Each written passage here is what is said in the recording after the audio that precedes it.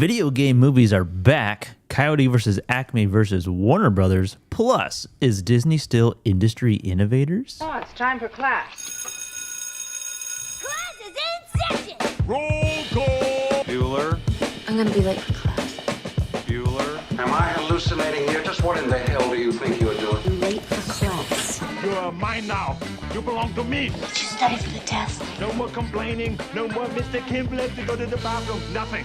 There is no bathroom. Hello, classmates, and welcome to another episode of Middle Class Film Class. I'm your host for today, Joseph. And I'm Peter. And we have a great tree cutting show for you today. A great noisy show. Welcome everyone on YouTube Live and otherwise, and of course the OG audio only classmates in podcast land.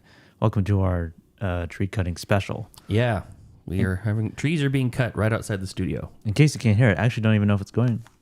Looks like they got most of the stuff chipped up. Sounds like. All right, they started a wood chipper right when we right when we hit record. We're like, all right, let's roll, and then Yeah, and you see trucks backing up and stuff. so you might hear some chainsaws or wood chippers or trucks backing up in the background. So Yeah, right across the street from my house, which is the Abeta Studios, is a nice little park. And in Elk Grove, there's a lot of nice parks, a lot of good like big like old growth trees with established trees. And I woke up this morning to a gigantic tree on top of one of my cars. And I walked out there and I'm like, I'm pretty sure I parked my Buick there yesterday, but now there's a tree there instead. So me and producer Justice got up at like 7:30 and pulled my little electric chainsaw that I bought a few years ago when I was redoing my backyard. yeah, you should have put a picture up.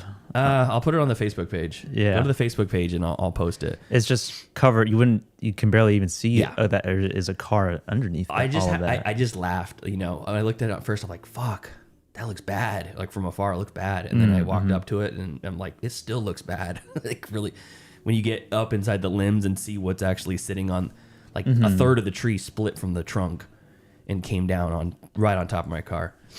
Yeah, I've had a similar experience years ago. Yeah? But it was during like a storm, and a tree.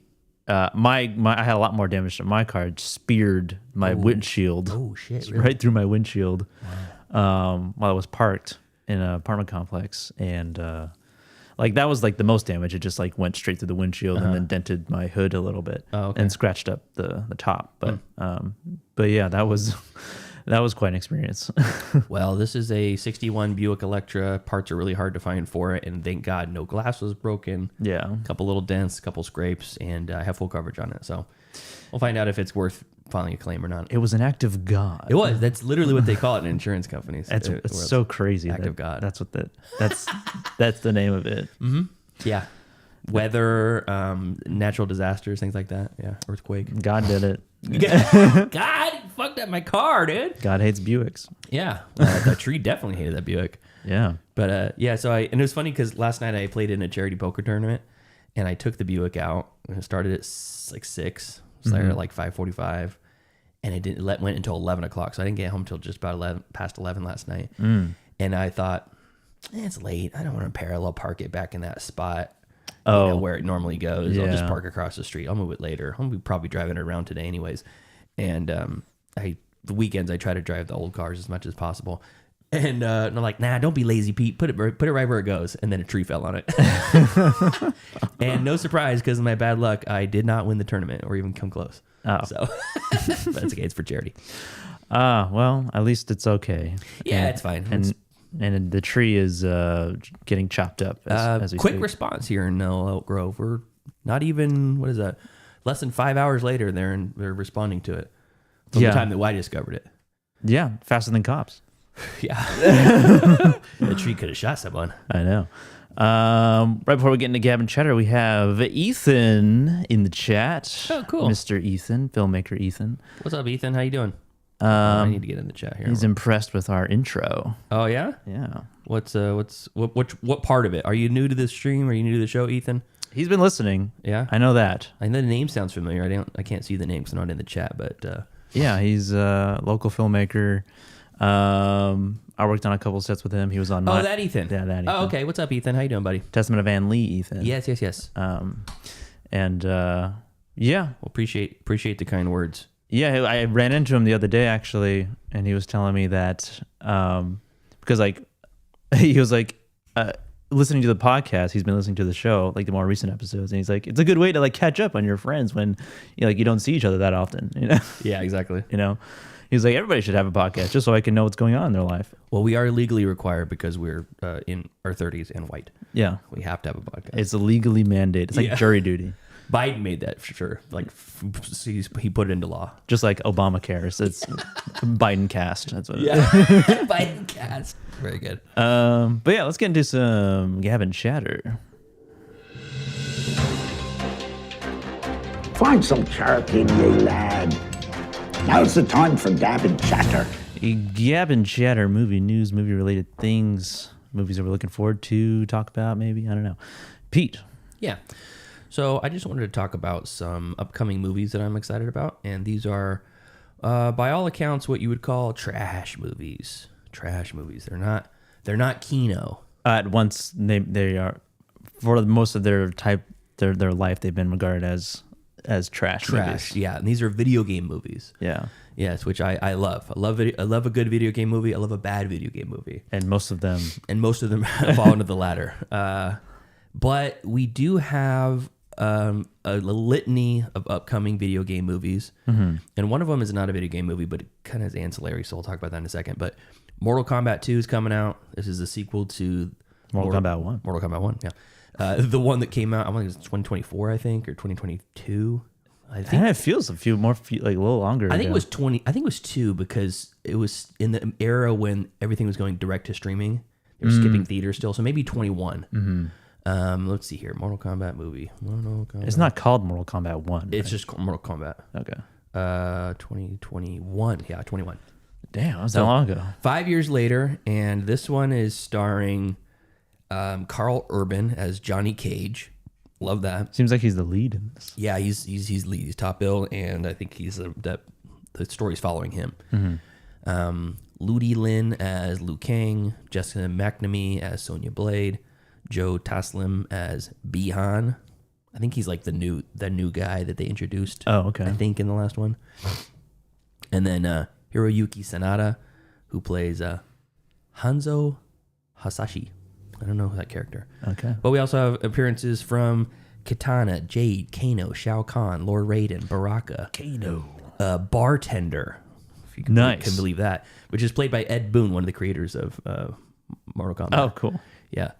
Do you know the creators of Mortal Kombat? Yeah, I've seen them in a couple documentaries. It's Boone and Tobias are their last names. It's Ed Boon and John Tobias. Yeah. And if you've ever played I want to say Mortal Kombat 3 and on, they had a character named Noob Saibot. Their last name's backwards.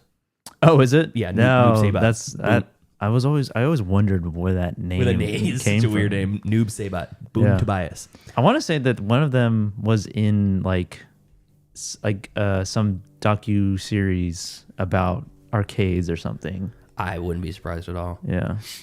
So anyways, that's coming up soon. That one is going to be May 8th, so it's coming up next month, less than a month. Yeah. I can see that before I go to Mexico. Yeah. And Simon McQuoid. And going into theaters too. Yeah, right? It's going to be a theater. It's going to be a theater release. Simon McQuoid did this one. He did the original one as well.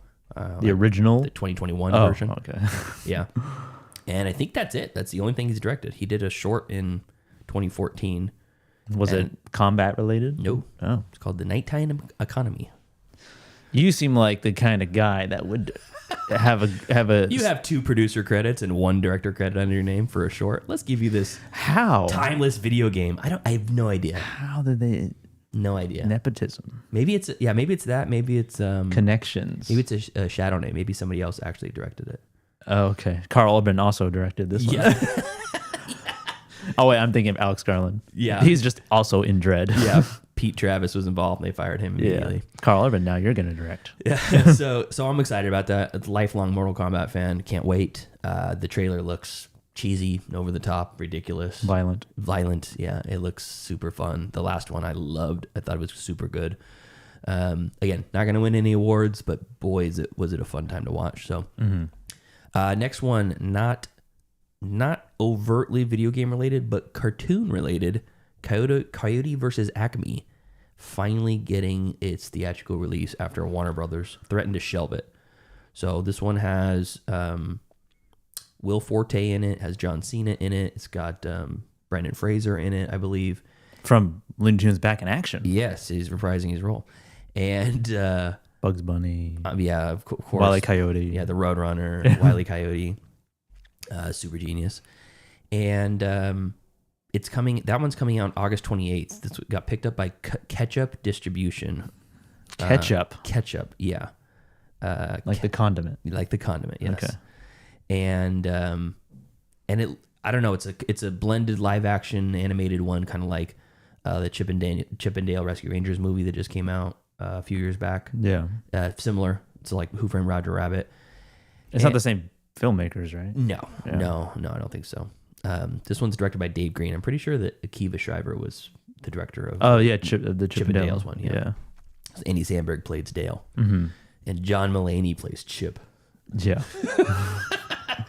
So, anyways, I'm excited about that. I hope that people go and see that in theaters because there was this huge public backlash when Warner Brothers wanted to shelve it, and they're like, "We want the movie, show it in theaters." It was kind of weird to like get so much hype around this movie that nobody knows anything about. Yeah, and it's just this. Is it because of Looney Tunes? It's Looney Tunes. Is that why? Yeah, it's for sure because of Looney Tunes. We have one of my locations, one of my shops. I mean, they all have TVs in the front lobby, and one of them has found out how to get around the kind of standard company, thing that plays on it. Oh, hey, come here for your collision repair, and I know you're here right now, Yeah. but come here. Yeah, my frame is bent. Does that mean my car's a total? Actually, no. It's good, like educating customers while they sit there, and which is true. Just because your frame is bent doesn't mean your car is a total. But yeah, they found out a way to put Looney Tunes on there, and she plays my office manager there. Just plays Looney Tunes on repeat.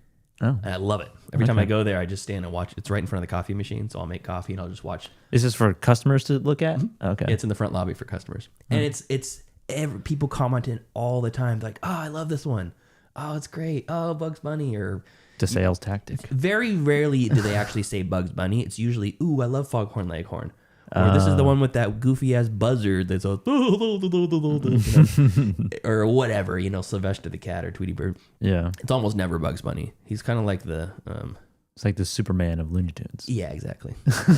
So, anyways, Coyote versus Acme. It's coming out August 28th. Coming out this year. Please go see that in theaters. Next one up, Zach Krieger's Resident Evil. This is a reboot. This is his follow up to Barbarian, which was his Weapons, which was his follow-up to Barbarian. Which was his follow-up to Whitest Kids You Know. Whitest Kids You Know, yeah. And this one is they're kind of leaving a lot. I've been seeing like stories about it saying that they're leaving it up to the script up to be kind of under wraps. They don't want to say too much about the plot. Yeah. But what I do know is that is there even a cast and like announced or anything like that? Let's see here, Resident Evil 2026.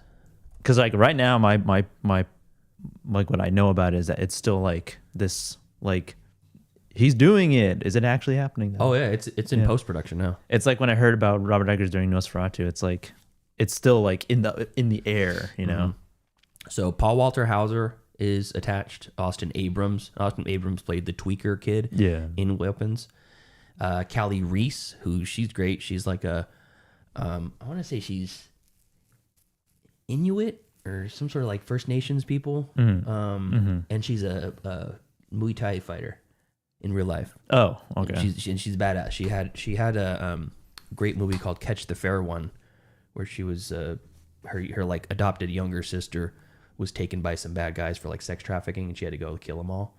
It's kind of like a John Wick type movie, but she just kills them. And then Zach Cherry, probably don't know the name, but very much would recognize his face if you saw him. Those are the only people that are attached.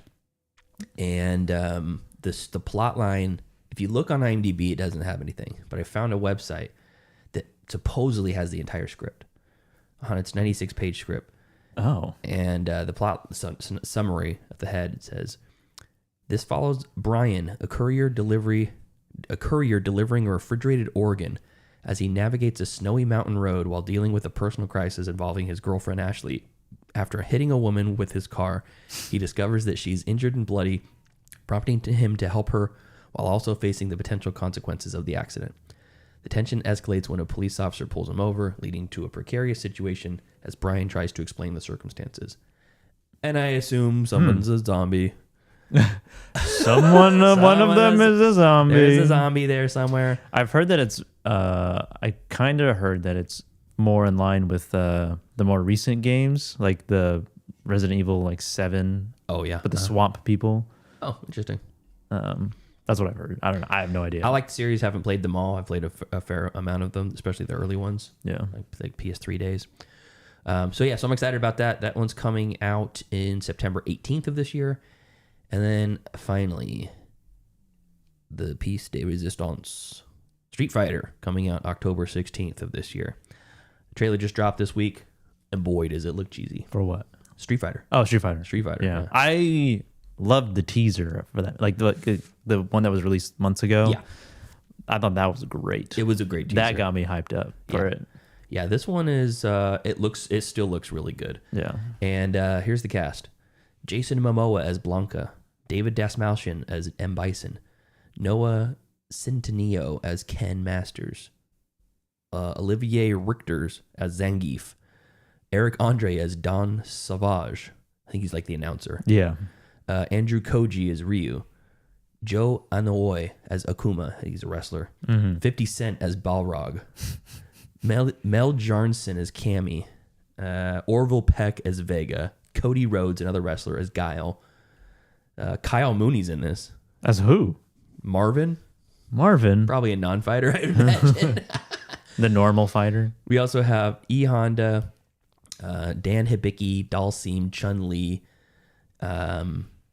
Julie, and Cammy, other characters from the game. Mm-hmm. So it looks like it knows exactly what it's supposed to be. The only casting part of it I think is strange is Des Malchian as M. Bison. He's supposed to be like fucking yoked out. Not Andrew Schultz. Oh, that too. He's not listed in here. Maybe they're trying to distance themselves from him. Yeah.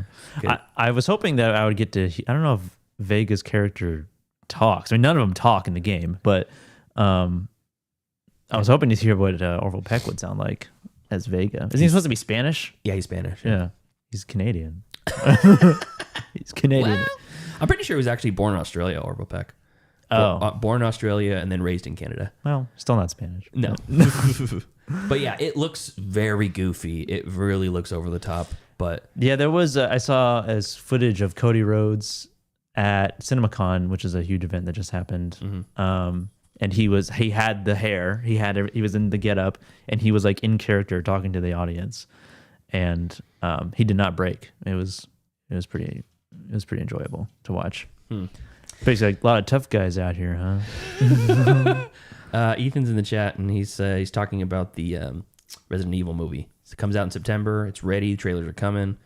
He read the weapons leaked script, and it made him not enjoy the movie that much, which is weird because he loved the script. Yeah, I'm not gonna read the Resident Evil script. I want to go in fresh. Yeah, I like Zach Krieger's stuff. Has always been pretty good. Which is, I mean, that's probably the better way to go about it. Watch the movie before you read the book. Watch the movie before you read the script. If you're a movie person, yeah. If you're a movie person. Yeah. But anyways, that's all I got. Cool.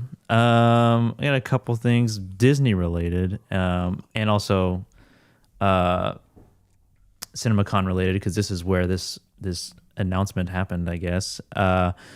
So Avengers Doomsday is a movie that's coming out in December on the same day as Dune Part 3, and it's been socially named as Doomsday.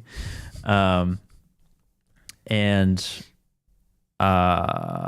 because they're releasing both on December 18th, but Dune has already secured exclusive rights to opening weekend for IMAX theaters, pushing out Avengers Doomsday. As it should. Yes, agreed. For that week, for opening weekend. And they're basically Dune in this movie, like Warner Brothers and Disney were basically like in a game of chicken of like who would budge their release date of December 18th.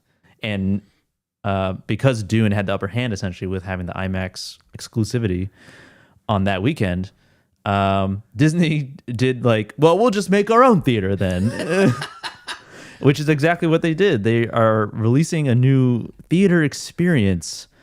They've created a new theater experience called Infinity Vision, a new certification for premium large format theaters designed to signify to audiences, this movie is big. It's a big one, dude. The biggest, brightest, and most immersive cinematic experiences. Yeah, and Infinity Vision is exactly what they're calling it. Two Marvel words. Yeah. Infinity. And Vision. And Vision. Character. Yeah.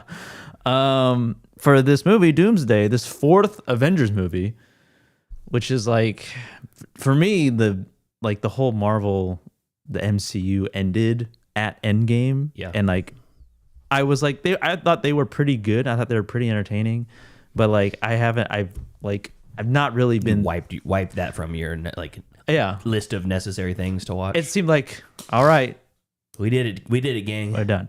We did 17 movies and they are all perfect. Yeah. Every one of them. Every single one. And there are some genuinely good ones in there. Yeah. But like, first Iron Man is really great. yeah. It's phenomenal. Captain America 1, not so great. Winter Soldier, really good. You don't like Red Skull? No. Well, maybe, You but don't like Hugo Weaving? I don't like them. The movie's boring. But anyway, yeah, so that whole catalog of movies is like, and that whole world is like just not that interesting to me. And I'm not trying to like yuck people's yums, like what you like, but there's, of the two movies, I'm glad that Dune Part 3 did that move. Yeah. I am bummed the whole 70 millimeter IMAX screenings were booked out. I mean, the closest one was in San Francisco to us, and they announced the ticket sales like 30 minutes before they went up. And they still... And then they sold out within like minutes. Yeah, that's crazy. And now people are selling them online for like thousands of dollars. That's fucked up. And I'm like, oh my God, it's so annoying. If I was in a better financial position, maybe I would indulge, but I can't believe they just won't extend it. Like, the demand is there. yeah, I know. The demand is there. But What else? What's going to replace it in IMAX? I don't know. I mean, Exactly. it's 70 millimeter IMAX as well. And it's like, There's only a few movies that even project in 70 millimeter. it's like, you have the movie, just show it again. Just show it again. Just play it all night. It's going to bring in the people. Yeah. Yeah. I'd take a road trip to San Francisco and go see it. Yeah. In 70 millimeter. For sure. Especially like something of this scale and this. It's an event. Yeah. It's a once in a lifetime. Yeah. But I'm still like the closest. I mean, we have luckily we have an IMAX theater here in Sacramento, and I was lucky to see Oppenheimer in 70 millimeter there. The Esquire, right? Yeah, that was good. which was super dope.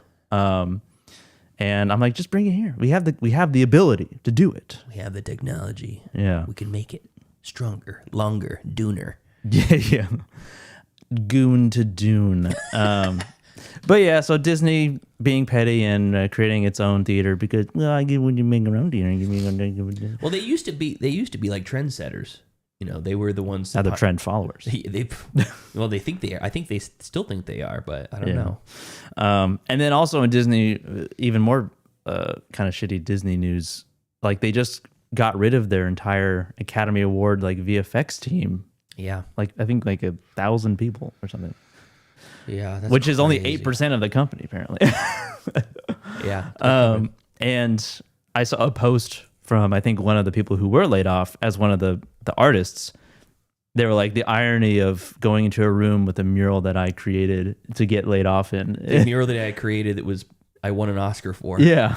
I saw that same thing, and she was part of the team that basically, I think it was for Infinity War. It was like a concept artist. Yeah. Or something. And they created, whatever scenes, and they used the clips from those scenes to make this giant mural. Yeah. And she's like, I'm staring at my work that got you the Oscar, and I'm being laid off in this room. Yeah, in favor of AI. Fuck that. Which is like, God, it's so disheartening. But I mean, Disney's continuing to Disney, and be shitty. I hate to belabor the point because we've shit on AI to death on the show, but it deserves more. Yeah. But like, it wouldn't be so bad. Like, emerging technologies put old craftsmen out of business. You know, when Photoshop came around, the actual airbrushing industry, photo airbrushing industry, was gone. And when digital editing suites came in and programs came in, you know, hand splicing companies became gone by the wayside. Obsolete. It just doesn't happen. Yeah. So I get that. You know, that's just not old. The craft of that. It's advancement. It's technological advancement. I get that. If it was actually like creating art from your own mind and from your own creativity and your blood, sweat, and tears, but it's just more efficient, great. Do that. It's stealing other people's art and making something that's worse than the original in every capacity. Yeah. This whole like generative AI bubble that we're in, it's like dumbing down all of the products that are coming in, you know, in front of us. I would rather have a shitty Photoshop or a little, like a poster for a yard sale. I saw a yard sale sign that was the other day that was like a large, you could tell it was AI, and it had like smiling kids on there and lemonade and this and that. And I'm like, and it was printed out. They probably made it in Chat GPT and then printed it out at Kinko's or something like that. Had it on the sign. And I'm like, I don't want to go to that. I'd rather have the shitty cutout with the scribble and the markers and stuff like that. Yeah. Like, it feels soulless. Yeah. And it's kind of like Smooth edged bullshit. That's kind of been like the ongoing critique since like this whole thing started ramping up, is that like it lacks soul, it lacks any sort of human element, literally any human element in it. And anything you see that you can tell was a lot of work was put into, that was handcrafted, like stuff like stop motion or any sort of practical effects, like, and it's not like as great as something as like, even if it's not as great as something as like Leica or Aardman or something, the passion is there and you can tell that it's there. But when it's so perfect, like that's like the problem with AI, is that it creates things that are just like too perfect. That the imperfections are what make art a lot of the time. Like the mistakes or the sort of cracks you can see, even if like how big, like how small or big they are, like it's you could tell someone was behind it. And then also in other news, in AI and bummer AI news, Doug Liman just shot a $70 million movie using AI. With Casey Affleck, Gal Gadot, Pete Davidson, and Isla Fisher, and about Bitcoin. Oh, that sounds on the nose. And it's called Bitcoin Killing Satoshi. And it's a globe-trotting conspiracy thriller, apparently. And they filmed it in a gray box, I guess. Sad. Yeah. It's the saddest statement I've ever heard. They filmed it in a gray box. Yeah. Yeah. It's I like that. There's a meme video I saw that popped up recently, and it was like, "Hey, we have this. We are bringing this to you, us, the studio, to the consumer. This the budget, $280 million. This new movie is going to be." And then it cuts to the other guy, and he's like, "That's awesome. What's the plot?" It is such a tremendous budget on this thing. You're not going to believe that. $280 million. It's going to be great. Cool. What's it about? Don't worry about that. It's going to look fantastic. He's like, well, with all that money, you probably have a bunch of great locations shooting on location in a bunch of beautiful places around the world, right? Yeah. It's mostly blue screen.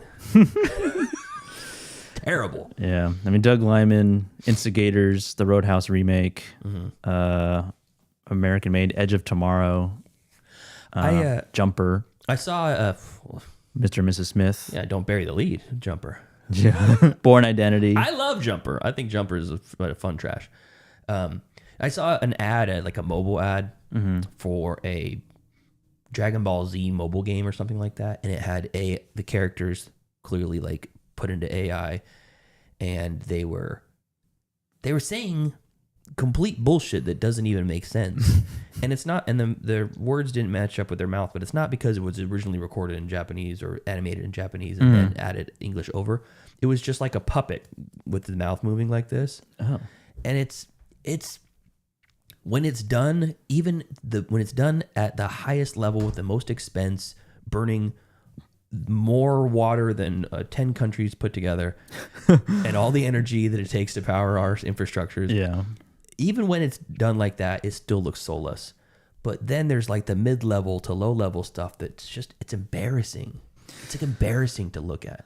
Yeah. And then like people like Aronofsky doing their he's like American history documentary in quotes is like, what are we doing? Why are you even doing this project at all? Aronofsky, just take the rocket ship to the moon. Just get out of here. We don't want that. I know. Yeah, I've heard he's an idiot in person. People like Aronofsky, industry people, they're like, yeah, he's one of the dumbest people you've ever met, but he has an interesting way of shooting. Certainly, yeah. Yeah, and I love a lot of his stuff.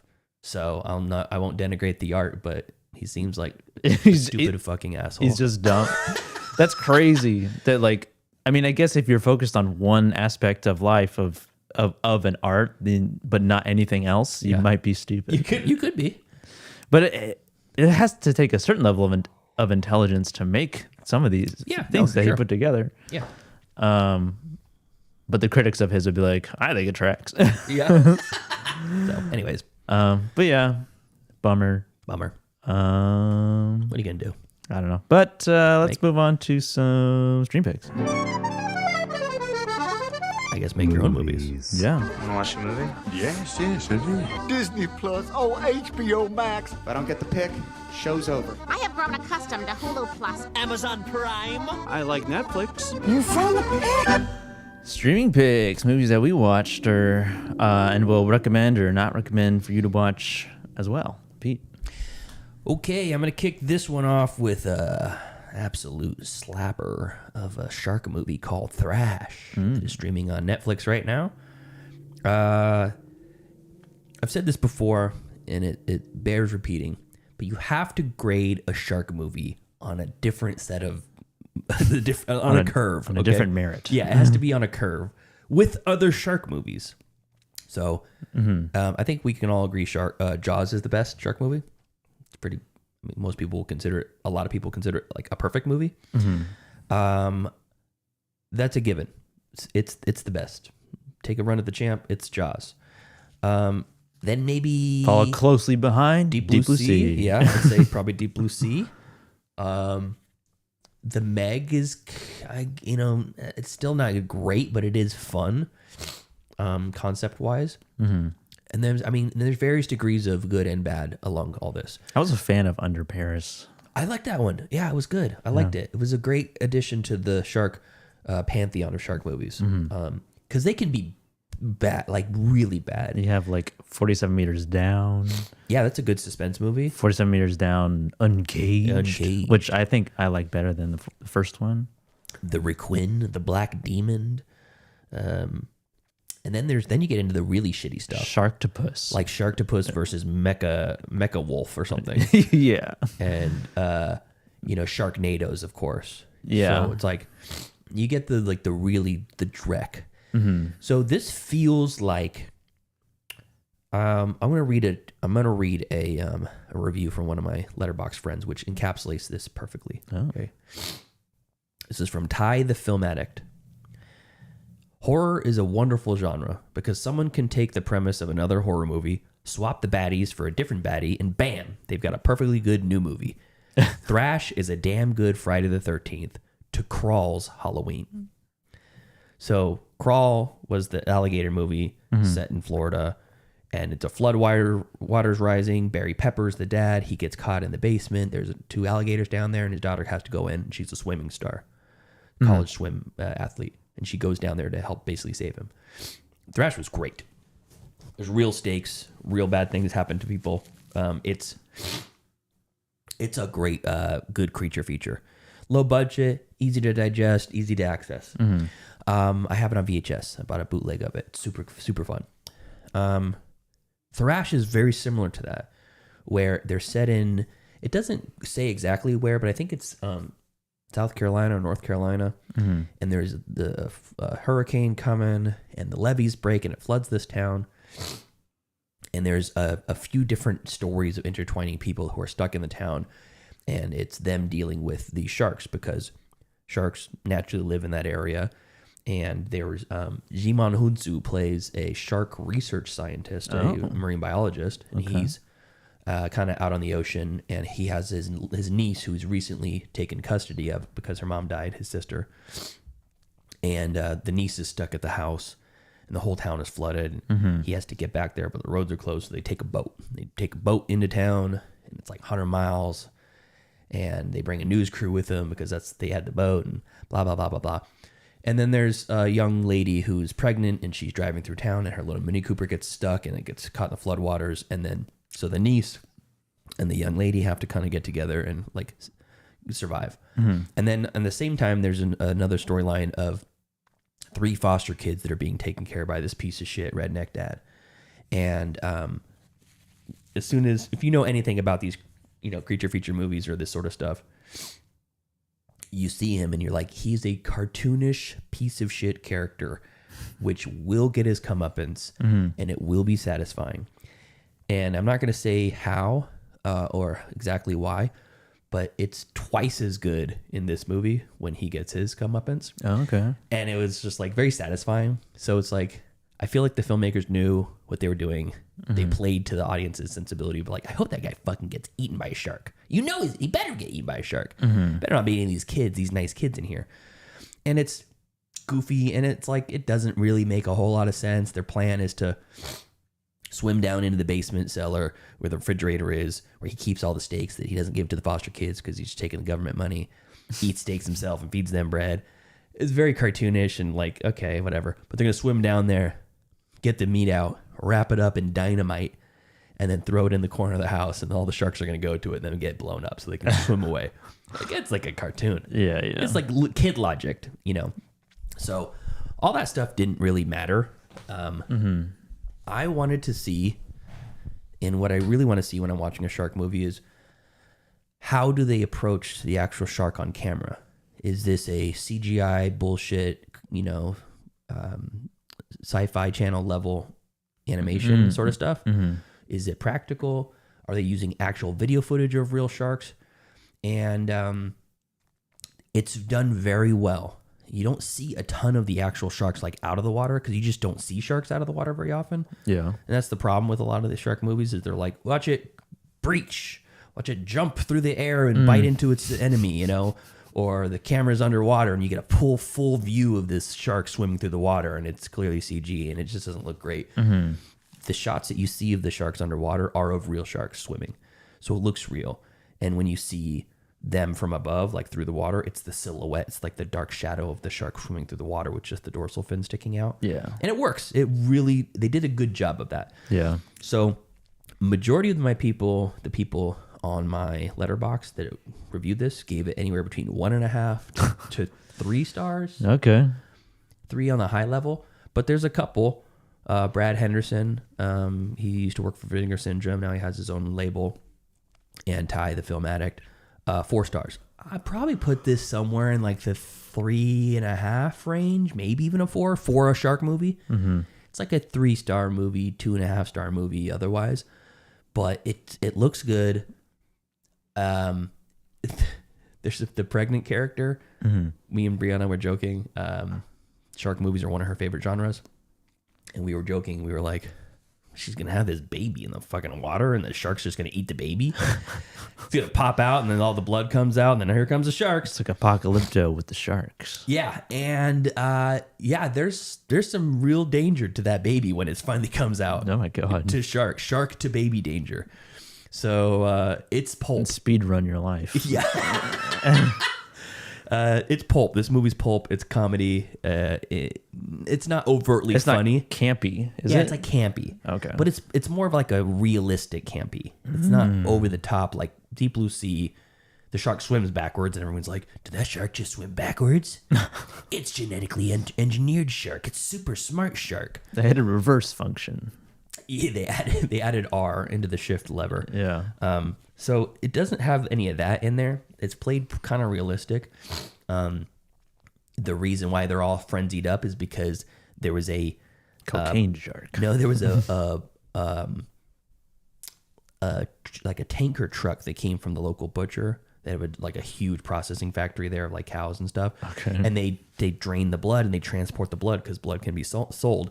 And it was a tanker full of blood, and it gets caught in a tree and it breaks open and there's blood everywhere in the middle of this town. So the sharks are like, hell yeah! And then the town floods. It's after he gets broken when the flooding happens. Oh, okay. Because it's trying to get through, and it's like, I can make it, and then it gets wedged between a tree, and then the tank breaks open. I got a tank full of blood here. I gotta get it across town stat. I hope there's no sharks nearby. This might whip him into a frenzy. Oh dear God. Yeah, and they're all like, I want to say they're bull sharks, and then there's one great white that's pregnant. Oh, so it's does it give birth to it? It does not. Oh, it does not. But it comes in at the end. So, anyways, that's called Thrash, not a skateboard movie. It even has a similar Crawl. Threat. They're not the same filmmakers, right? No. It's and it's like that's what Ty said in his review. Halloween came out, and then all these filmmakers were trying to copy it style. It's like, oh my gosh, what is this genre? Slasher? Is that what it's called now? We're gonna call it a slasher. So I'm gonna make a slasher. I'm gonna make my own slasher, but I'm gonna set it at a summer camp instead of a downtown. And my guy, he's not gonna have a William Shatner mask. He's gonna have a hockey mask. So it's very similar. That's crazy. That's supposed to be William Shatner. It's not supposed to be, but it is. Oh, it is William Shatner? It is a William Shatner. Oh, they used a William Shatner mask. Correct. But it's not supposed to be him. They had a William Shatner mask in the 70s? Yeah, he was huge. Damn. Captain Kirk. I didn't realize they did that back then. Yeah, he was like it was a Halloween costume. I didn't think they realized that they could do that back then. It's the same kind of mask they use in Point Break. Yeah. But it looks worse. So anyways, so that's Thrash streaming on Netflix. Either you're into this type of movie or not. So, watch if you dare. If you like shark movies. Shark movies and horror movies. Okay, so another movie I caught up on that was supposed to be bad and I didn't think was fucking terrible, although it wasn't great. The Mummy from 2017, starring Tom Cruise. This is streaming on HBO Max. And this is starring one Tom Cruise as Nick Morton, Annabelle Wallace as Jennifer Halsey, and Sophia, and she's the girl from Malignant. Oh. Except for she's had a British accent in this because she's actually British in real life. Oh, okay. Sophia Botella, she plays the mummy. Oh. Amanat is her name. And then Jake Johnson, the guy from New Girl, plays Tom Cruise's partner. Oh, okay. He's like a Benny character? Kind of. So Tom Cruise and Jake Johnson's character, they both work for the army, but I don't know if they're like contract workers or mercenaries or whatever, but they're basically supposed to go ahead in this like Middle Eastern conference and like scout the area and make sure it's safe. But they have an ulterior motive. They're looking for treasure. They're like treasure hunters that are being paid by the government to do something else, but they're using their free time while they're there to like try to steal shit, Yeah. And Russell Crowe plays, get this, Jekyll. Oh yeah. He plays Henry Jekyll and Edward Hyde. This was this was the introduction, right, to the supposed dark universe. I don't think it was the introduction, because the Wolfman, Benicio del Toro's the Wolfman, I think was. Wolfman. Oh, okay. Well, still, this was supposed to be an installment of the dark universe, like cinematic universe, right? Del Toro's was in 2010, and then this was 2017. But I think this is the last one before they put the kibosh on it. I just remember that picture of all of them together, like Avengers. Yeah, and they're like, get ready. Here it comes. And then it stopped. Yeah. Embarrassing. So this movie's a mess. It has some ideas that are pretty cool. Mm-hmm. And it's also got some... It kind of feels like an Underworld movie. Okay. You know how in Underworld, at the end, the guy that looks like the lead singer of Creed, he turns into like the super vampire. Yeah, he's like a hybrid lichen vampire. Yeah, and he's got the dark skin and the black eyes and stuff, and he gets hella yoked out. He's like the best of both worlds. Yeah. All of our strengths and none of our... Oh, wait, that's Blade. And Tom Cruise gets a similar treatment in this, and then he becomes the mummy. So the end of this movie... He can become the mummy? Yeah, he becomes the mummy. It's like a virus. It's like the Santa Claus. And he skipped the whole embalming thing and the wrapping up and the cotton and and walking with How his you hands become out the like mummy this. without becoming... You gotta watch the movie. Oh, okay. But then at the end of this one, they're like, he's a tortured soul. He'll travel the world until he can find how he can break the curse. And it's like him and Jake Johnson now, like, traveling the world, and he's all wrapped up in bandages with a coat on and stuff. And you're like, what are they gonna do with this? What's the next movie? Tom Cruise wrapped up in fucking gauze the whole time? There's That's the conclusion? Yeah. Oh my god. Yeah, like, and then the movie was never made. Correct. The follow-up The movie. Mummy Returns. Yeah. It was so and Sophia Boutella, she does a good job. I think she does a pretty good job of being this like a succubus sort of like princess, Egyptian princess. I think she's Algerian, which is kind of near there. Yeah. And the whole plot is very similar to the Brendan Fraser Mummy, where he, she wants to double cross the whatever, and she's gonna kill all the royal family and everything but instead she's gonna take Set, the god Set. She's gonna sacrifice the love of her life, her boy toy, and kill him so that the spirit of Set can go into his body and he can have a physical form in this world and they can rule the world together. Okay. That's the plot. But a vessel, yeah. So she gets darted in the neck by the royal guards beforehand, and they mummify her alive. Oh. Which makes no sense because step one of mummifying is you pull the organs out through the nose with a big long hook thing. Oh yeah. You put them in those jars. So she was. Well, they didn't do that in the other mummy either. They just they covered him in. You can't call it mummification and skip like 3 steps. They wrapped her in gauze and put her in a box. That's what they did. Yeah. So in ancient times. Yeah, in ancient times. Okay. And then they find her and they like entomb her, and Tom Cruise's character finds the tomb and releases her to the world, and then she goes, oh, now this guy could be my vessel. So becomes cursed. Is that Tom Cruise? Yeah. This 50-year-old dude looks pretty fit. It's kind of short though. And then she basically is trying to kill him with this ceremonial dagger that she has to find a stone and put in the dagger so she could kill the guy. And then Set goes into his body, and then they rule the world together. She just wants to get back with her boyfriend. Kinda. She's trying to get back with her boyfriend. Yeah. Okay. So this does not pass the Bechdel test. This movie. Is there even 2 women talking to each other at all? Yeah, because the chick from *Malignant*, she's like a research scientist, and she knows about all the ancient civilizations, and she really wants to study the mummy. Does she talk to another woman about anything else other than a man? She kind of talks to her about like, I'm going to bring forth Armageddon on this world and stuff like that. So I guess doesn't involve. I don't know. I guess it passes that. A little bit. Yeah. I don't know. I actually don't know with the Bechdel test. Like that's the qualifier, right? 2 named women characters who are talking to each other. That is not about a man. Not about a man. Yeah. How long do they have to be talking? Could it just be hi and then? Oh hey, how's your day today? Oh, pretty good. We did it, guys. Yeah. But yeah, it's a Tom Cruise show. And then Russell Crowe's out of place in this movie, but it's fun. Does he put on an accent? Yeah. Well, I mean, it might be his real voice. I don't know. It's pronounced Jekyll, actually. I said that. Yeah. To Brianna. I was like, they got this fucking wrong. His name is Jekyll. Imagine. Jekyll, my boy. Jaco. That would throw off audiences today if they did that. And then they'd have to, some nerd out there like you or me would be in the audience. Actually, that's how it's pronounced in the 1931 version. You want an Oscar for it? So yeah, it's fine. It's fun. I thought it was fun. And the weird scream. Yeah. In the plane crash scene. In the trailer? The trailer. Yeah. It's not in the plane crash screen, but it is in the movie. Oh, so it's a fun, like, almost like a Wilhelm scream. You got to find the sound. I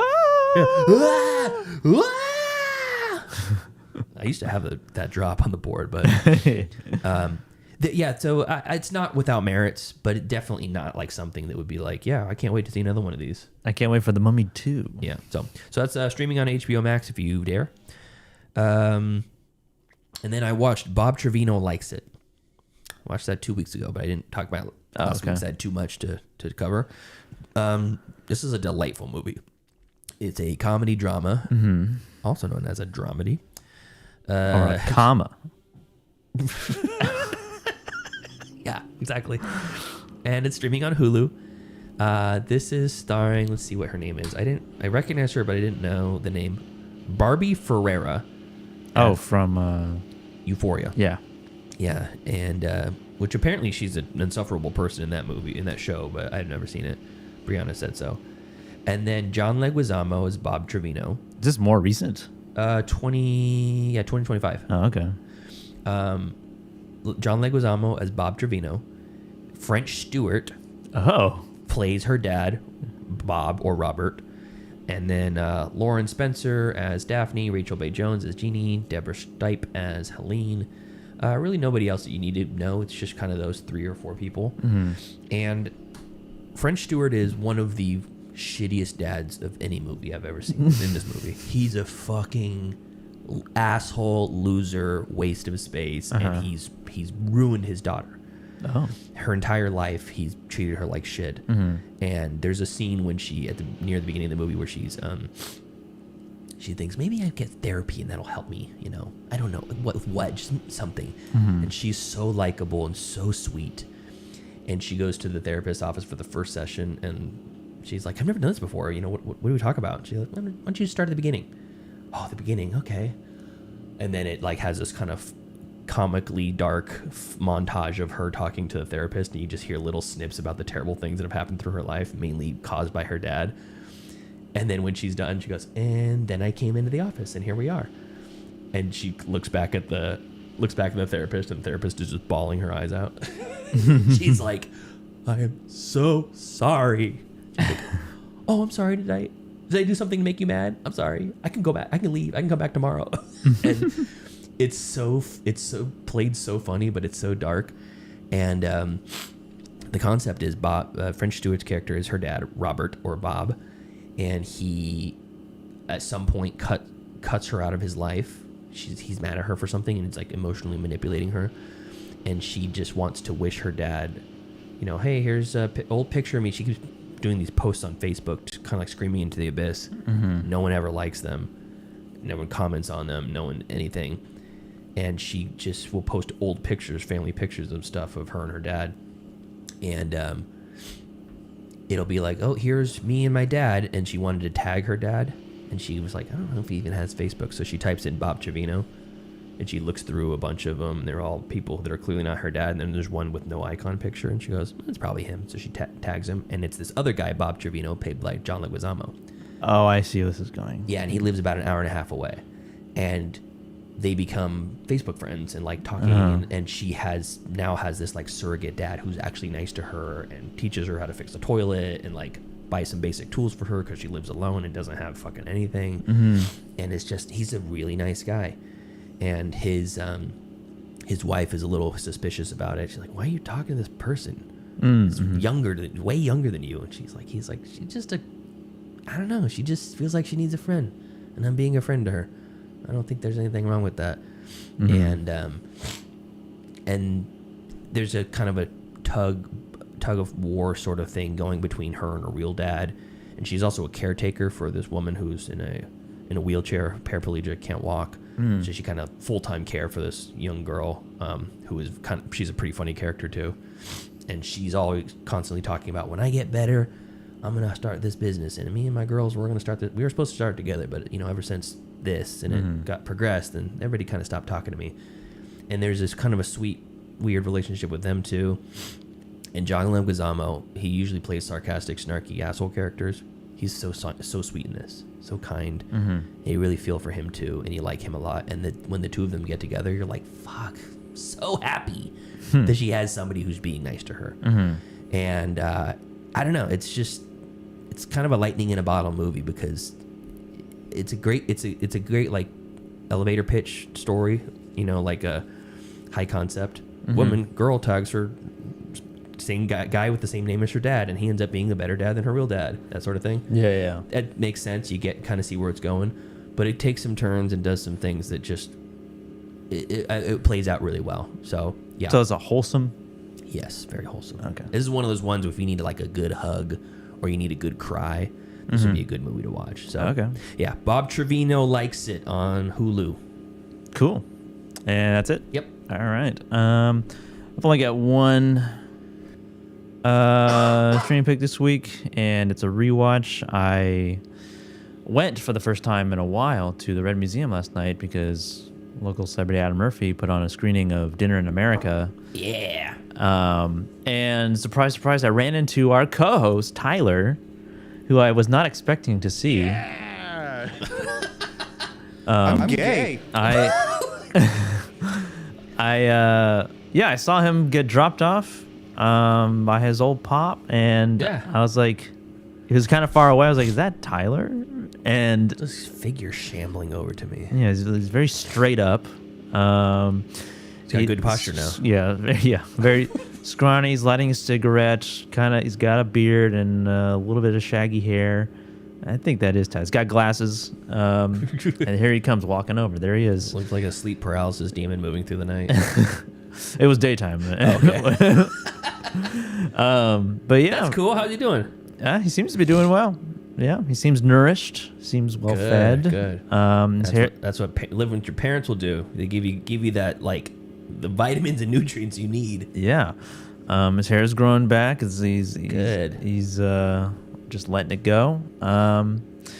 Yeah, it was cool. He came out to see Dinner in America. He's like one of his favorite movies. Add into that top 100 list. Yeah. But yeah, Dinner in America is a rewatch for me. I watched it, I don't know, 1 or 2 years ago and loved it. And right now it's streaming on Canopy, Roku, Plex, and Fossum. Cool.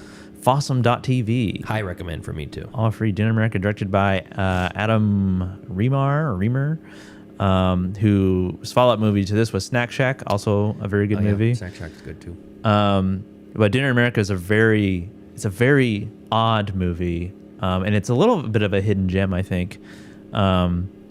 Basically about these two characters. One of them is a punk rocker who is kind of on the run from the authorities. He's kind of doing whatever he can to get some money, and he's got a lot of angst. He hates a lot. He's a punk rocker in sort of the truest sense. Very vulgar, very blunt and honest, kind of to your face about how he feels about you, at least.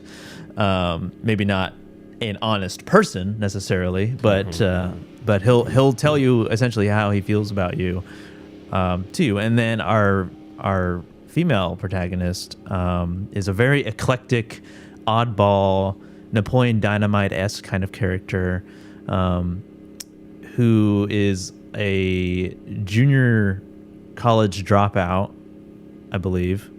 I think so, yeah. And she's very, very strange, and the actress really like leans into her strangeness. Yeah. Emily Skeggs is her character's, and what's his name? Kyle Gallner plays Simon, the punk rocker. And for a good part of the movie, they're kind of like having their separate stories. She works at a pet store. His introduction is that he is making money doing drug testing, and he's like he's all zonked out right in the beginning, and they're asking him how he's feeling after taking whatever drug, and he's like it's all, the audio's all muffled, he's drooling and he's just doing it just to get some money. Her introduction is she's eating a sandwich at a bus stop, and then the two kids in tracksuits start to sexually harass her and bully her, essentially, and they come back in a couple different scenes as well, and they kind of get a bully comeuppance in a sense, but they meet in an alleyway as he's like kind of on the run from the cops. She's just gotten laid off from the pet store, and she's eating her lunch, and he is like hiding, but has direct eye contact with her and is like, don't tell the cop. Like, he's basically gives her a shush motion. And the cop asks her, have you seen this boy? And then there's like this sketch that has been going around for a couple of years of him, and she's like, nope. She just shakes her head. And then that's how they meet, and then that's kind of how their shenanigans start. He crashes at her house, who is she has a mom and a dad and a younger brother, and they're kind of like, they're not like strictly religious or anything, but they're very restrictive parents. Yeah, they're like wholesome parents that want to keep their daughters very white. Yeah, they're white bread. Very white. It takes place in Michigan. And their interactions are super funny. The family dynamic is very funny because Leah Thompson, her mom. Leah Thompson is the mom of the first family that he burns the. Oh, I forgot he's an arson also. Yeah, he's a little bit of an arsonist. He's an arsonist. But this movie has a really great tone, and it balances like the comedy with like the absurdness of some of the situations, as well as some like very tender moments. I think there's a great montage at an arcade set to the tone of Mac DeMarco's My Kind of Woman, which is like, I totally forgot about that. It's a weird love story too. Yeah, it's a very interesting love story, and there's a little bit of a reveal in the middle of the movie, which I thought was like done pretty well. I think it's not like this huge like twist or anything, but she's obsessed with this punk band, and a part of the story is that she wants to go to their show, and the parents are like, you know how I feel about rock shows. Yeah, the strobe lights. Yeah, it's a very fun movie, and very funny and wholesome as well, I think. And it is a little bit like Napoleon Dynamite in some of the characters and in some of the shots, I think, and some of the editing. But it's also it's a chaotic Napoleon Dynamite. Yeah, I think like so. Not as dry as a Napoleon Dynamite. It's not quite so Utah. And it's way higher energy too, because Jared has stuff lingers. Yeah, it lingers on the absurdity and like, hey, isn't this funny? This guy's got a weird haircut. Yeah, watch as he stands there. There's definitely a couple moments where she's like shooting hoops and she just keeps missing. Yeah. I forgot about that scene. I gotta rewatch this. I'm so glad. I'm so pissed off I couldn't make it.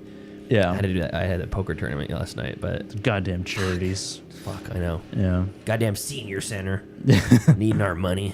But yeah, if you haven't seen it, I super high recommend. Yeah, it's available. Canopy is free. You just need a library card, and Plex and Roku I assume is also free. I don't know.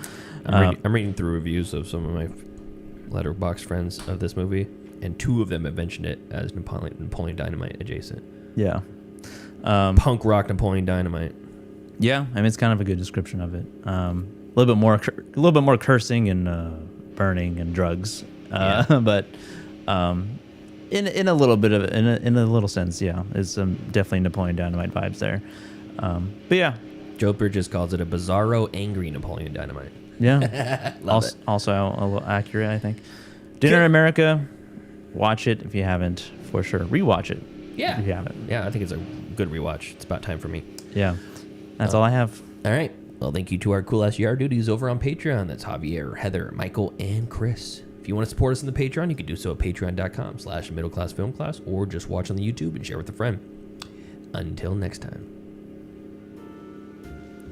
Thank you for joining us through our tree trimming edition of this episode, and follow us next week or today, later, if you're on the live stream, as we review Sexy Beast and Masterminds, our first two movies in our heist deep dive. Yes. Also on Facebook, facebook.com/MCFC podcast, and send us an email, mcfcpodcast@gmail.com. And follow us on Instagram and TikTok at Middle Class Film Class, and Twitter at Pockets MCFC. Okay, we will see you guys very soon. Bye. Bye.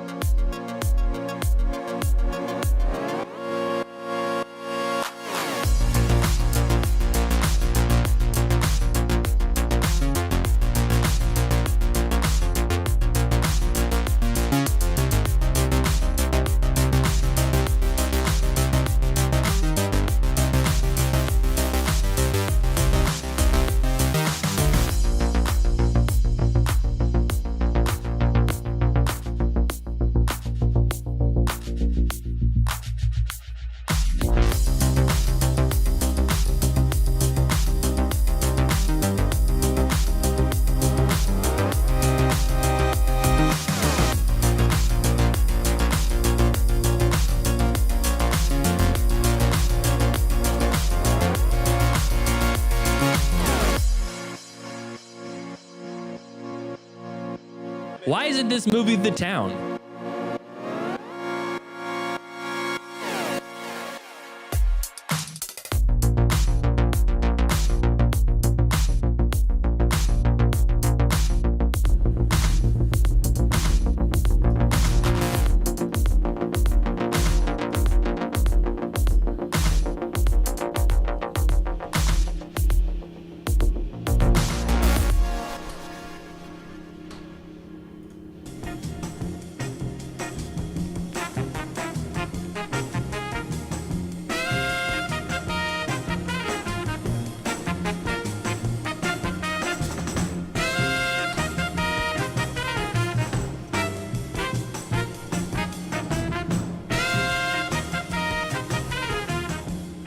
Hello and welcome to another episode of Middle Class Film Class. I'm your host for today, Joseph. Peter.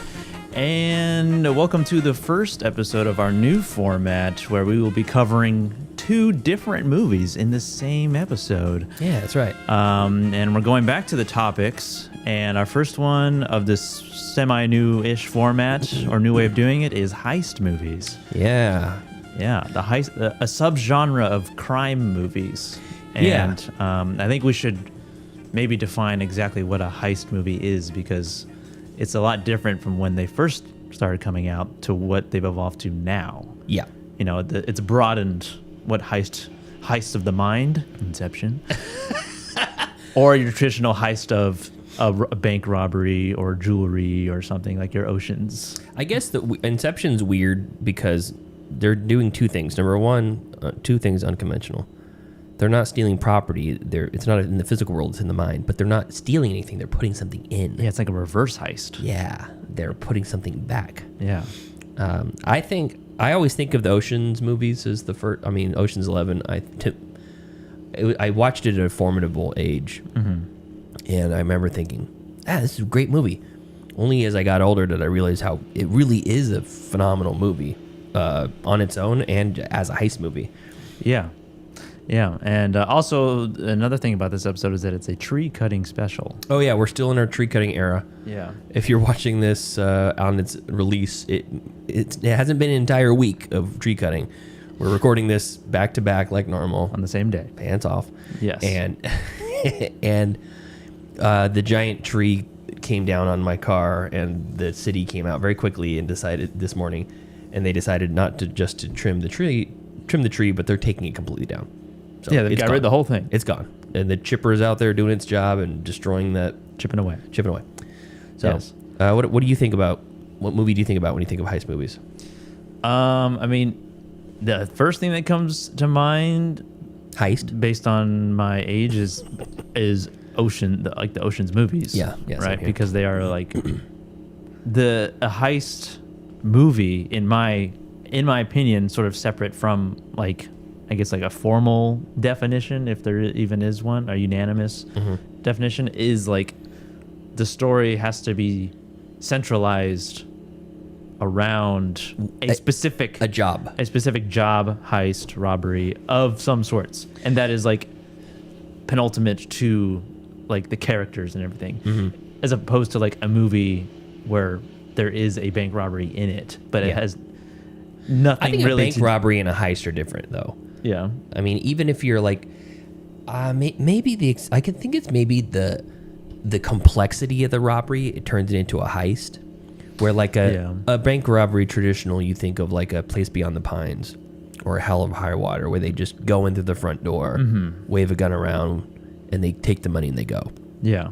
Or a Western about people who just rob like Western banks. Yeah, sure. That's a traditional bank. That's a bank robbery movie in my mind, or it's a movie that has a bank robbery in it. A heist would be something like they intercept the train on the way to the bank, so they had to have intelligence to know where the train was. They had the equipment or the horses to be able to get onto the train. Yeah, they have to practice, and like the movie spends time with the minutia of how they're going to do it. Yeah.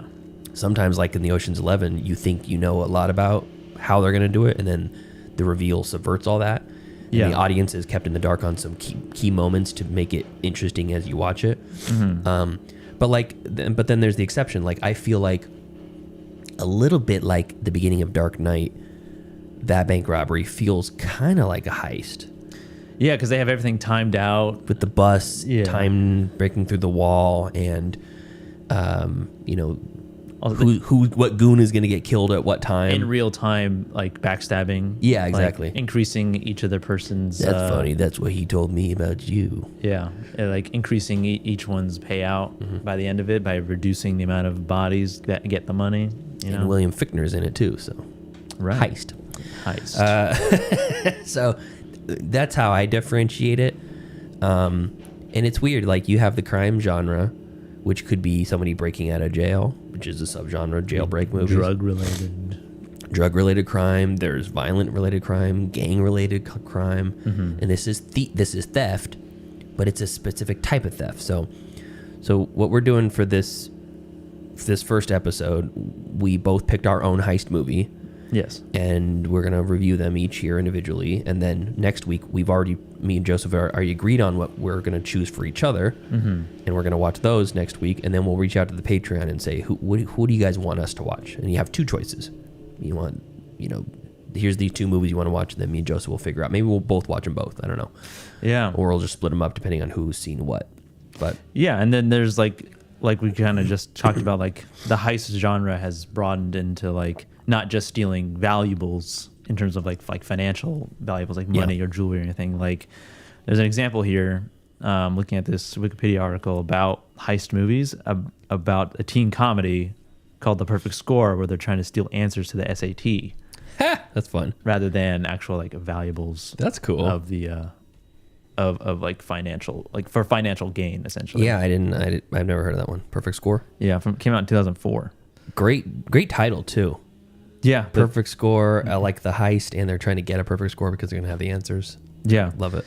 And according to this Wikipedia article, a heist film it's focused on the planning, execution, and aftermath of a significant robbery.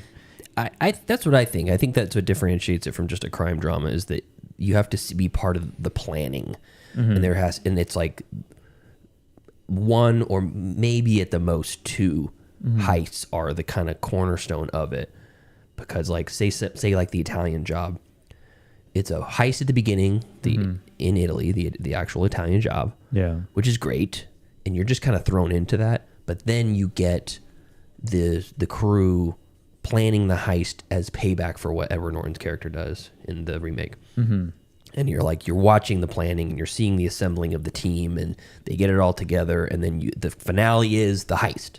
Yeah. And you get to watch whether it's successful or not, and to what degree. Yeah. And then you get a movie like Reservoir Dogs, where it's the aftermath.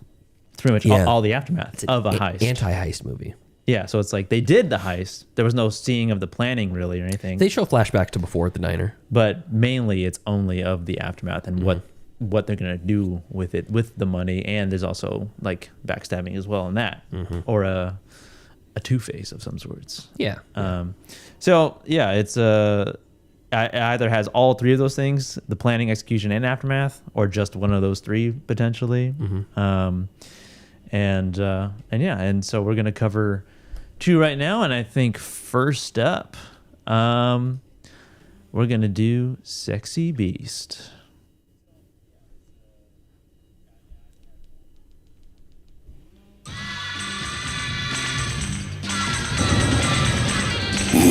Don Logan. Cigarette. What? This? No, I'm not going to put it out. Do what Don wants. Who's behind this? Teddy Bess. Mr. Black Magic himself. Do what Don says. Are you saying no? No.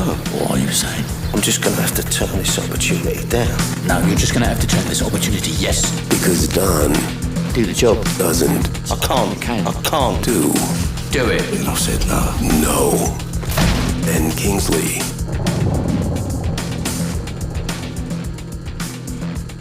Sexy Beast. Yeah. Real quick teaser. Yeah. So, Sexy Beast, this is my movie that I reviewed. This is directed by Jonathan Glazer, who has done a ton of really well-known movies, most recently The Zone of Interest. He also did Under the Skin. He's done a bunch of music videos with Massive Attack, Radiohead, and Jamiroquai. He did Birth. He did Sexy Beast, of course. And he's written a bunch of other stuff too. Like he wrote The Zone of Interest. He wrote Under the Skin. He wrote Birth. But yeah, he did. Do you know he was the director of Virtual Insanity from Jamiroquai? I did not. That famous music video. Virtual Insanity. With the moving room. Yeah, that one. Yeah. He directed that. He also directed the Karma Police music video from Radiohead. Cool. And Street Spirit, also known as Fade Out from Radiohead. Those were kind of like his big breakouts. And then Sexy Beast. This was like I think his first feature. And I didn't know anything about this. All I've known is that it's a overly tanned guy on the poster laying on a pool lounger on this very, very pure white poolside. And he's laying there in the sun, and that's all I can see. What I didn't realize, because I didn't have the context of the movie, if you look at the actual poster, is you have a looming shadow looking over him, which is the shadow of Ben Kingsley's character, Don, who is basically saying, I'm going to come and recruit you for one more job. And so I'm going to read the cast here. Let me get to that page. This is released in the year 2000, written by Louis Malle and David Scinto. This was not one that he wrote. Starring Ray Winstone as Gal, Ben Kingsley as Don Logan, Ian McShane as Teddy Bass, Amanda Redman as Dee Dee Dove, James Fox as Harry, Kevin Kendall as H, Julianne White as Jackie, and Alvaro Monge as Enrique. A couple other people, don't need to mention them. That's kind of the core cast. And I love Ray Winstone in general. I think he's a great actor. I think he always lends a lot of texture to his characters. He's always very stoic, a great actor. He was in The Departed. He was in Beowulf. He was in Cold Mountain. Most recently, Damsel. He played the Millie Bobby Brown's dad or whatever. He was the Papa Bear in Puss in Boots: The Last Wish. Okay. He was in The Gentleman. He was in, unfortunately, Cats. But he's great. He's got a great gravelly voice, a gruff voice, even in the year 2000. And then Ian McShane's got another great gravelly, gruff voice. Yeah.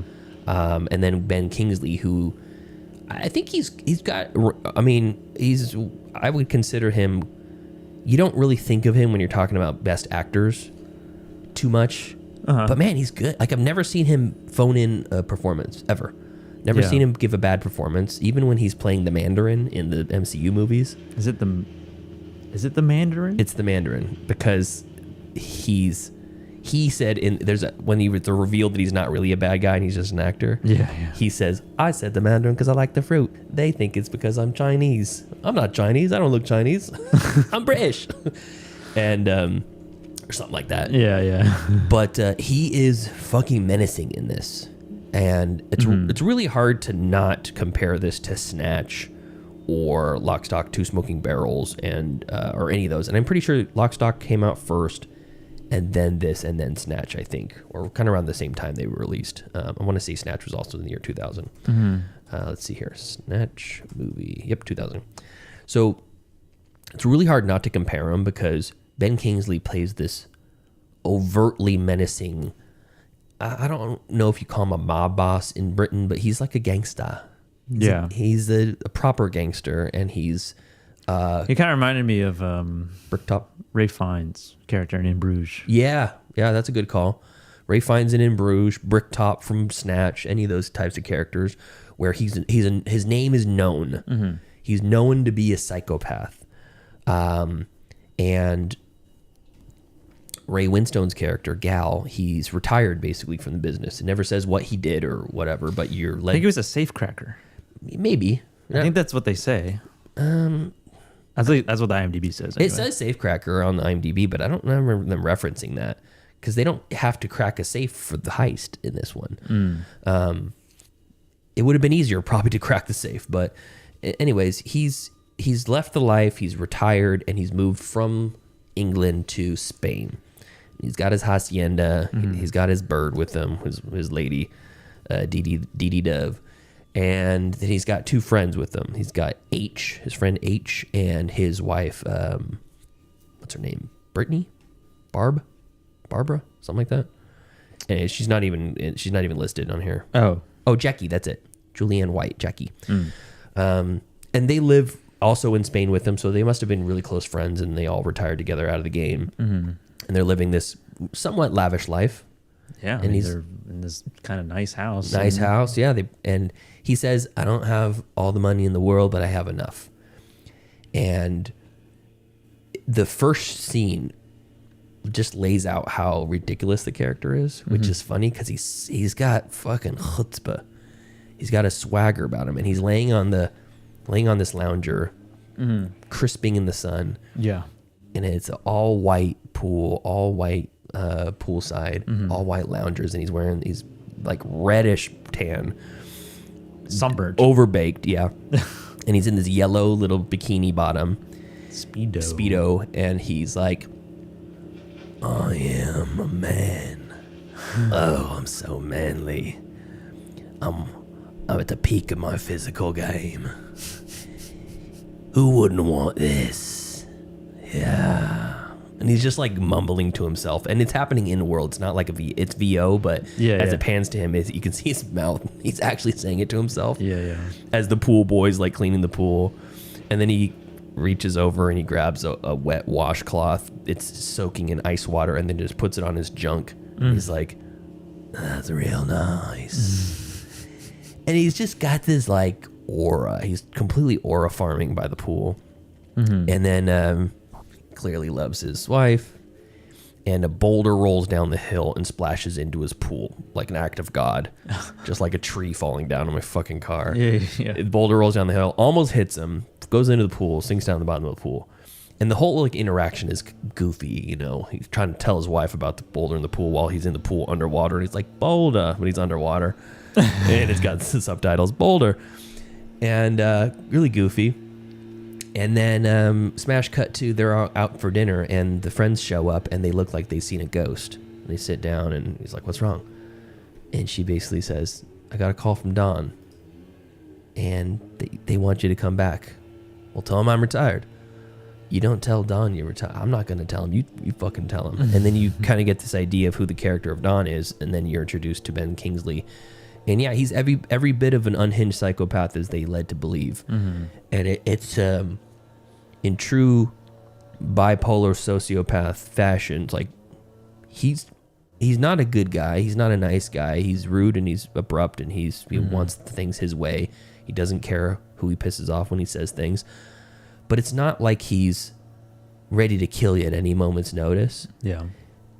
His character flip-flops through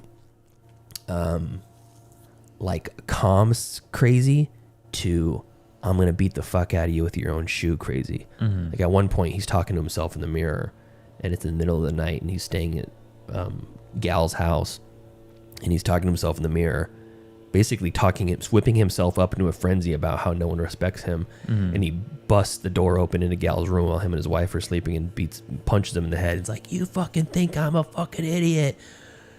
Out of nowhere, just because he had thoughts in his own head that betrayed him, and now he thinks this guy, he's an idiot. So the whole thing is probably an hour of this hour and 27 minute long movie. Yeah, it's very short. It's nice and short. Yeah. Nice and tight, like those Speedos. Yeah, and about an hour of the hour and 27 minute runtime is him insisting, Gal insisting, that he's not going to do this job. Yeah. And then Don saying, yeah, you fucking are. And the poster says yes or yes on there. And there's a lot of that where it's like, you're not going to do the job. You're not up to it. You are fucking up to it. You're going to go and take the fucking job. You're going to be there on Friday. I vouched for you. You're going to be there. And he's like, I can't do it, Don. I'm out of the game. You know, and this is them arguing back and forth about, and it's like he wants to assert himself and say, I'm not going to do this. I'm retired. I'm living in fucking Spain because I wanted to get away from this. I got my wife here. I got my friends here. I'm out of that world. And Don will not take no for an answer, quite literally. And he ends up going back to London and does the job. And the job is breaking into a safe deposit box room in this like very secure bank. And Ian McShane plays like kind of a boss above Ben Kingsley. I mean, maybe they're compatriots. They're kind of on the same level, but they're not.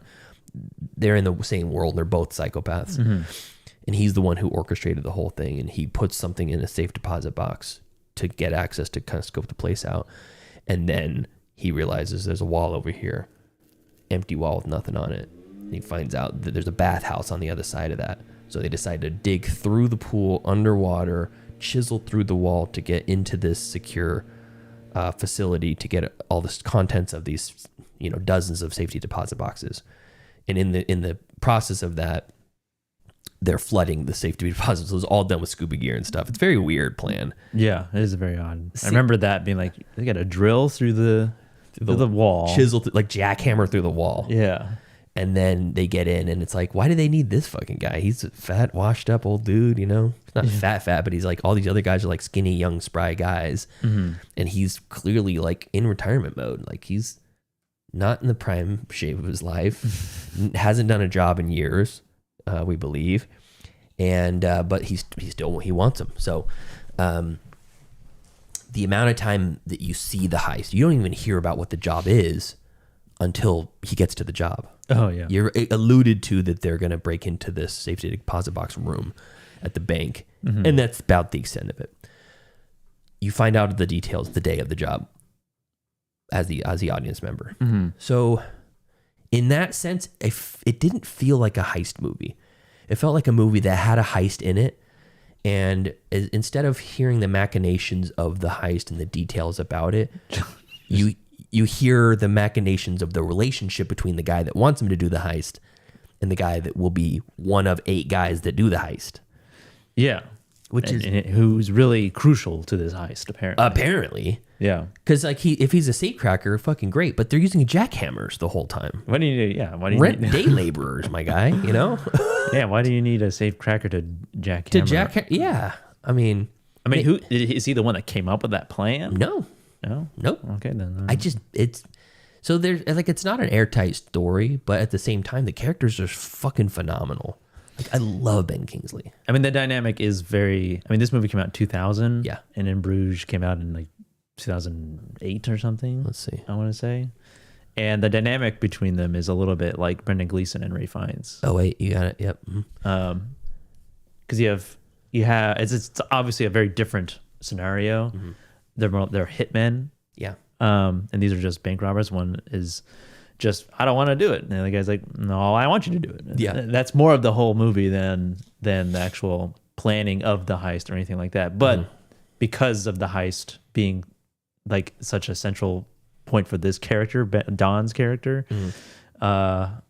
is like, it breaches that level of of making it a heist movie. Yeah.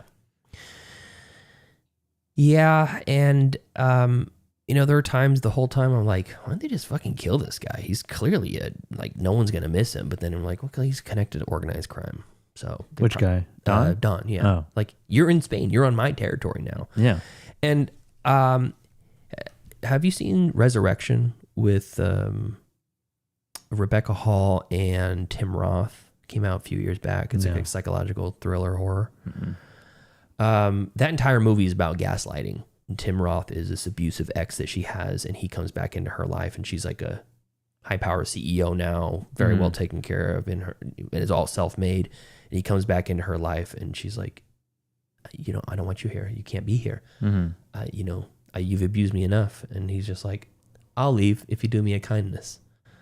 And a kindness to him is like this weird torture routine. Like he's like, I want you to walk to work tomorrow, no shoes. It's like 80 blocks in New York City. And she like just does it. She's like, okay, fine. If you make you leave me alone, then I'll do it. And she just fucking does it. And she's like, almost like self-humiliation, self-destruction. Yeah. Because he has this weird psychological power over her. It is a true gem of a psychological horror. I fucking loved it. It's one of my favorite movies of that year. I want to say it was 2020 or 2021. This has tones of that because Gal, Ray Winstone's character, has such a swagger to him. And the second his name is brought up, Don's name is brought up, everybody has the wind taken out of their sails. And they're all just waiting for the other shoe to drop, and they're all just dreading what's going to happen. Yeah. And then when he shows up, they're little like abused children whose their angry drunk dad is home. You know what I mean? There's on edge. Yeah, and he's like systematically, slowly making it worse and worse and worse and worse, to the point where it's like, at first he was just like, nice house, kind of remote though. He's like, wow, we really like it. He's like,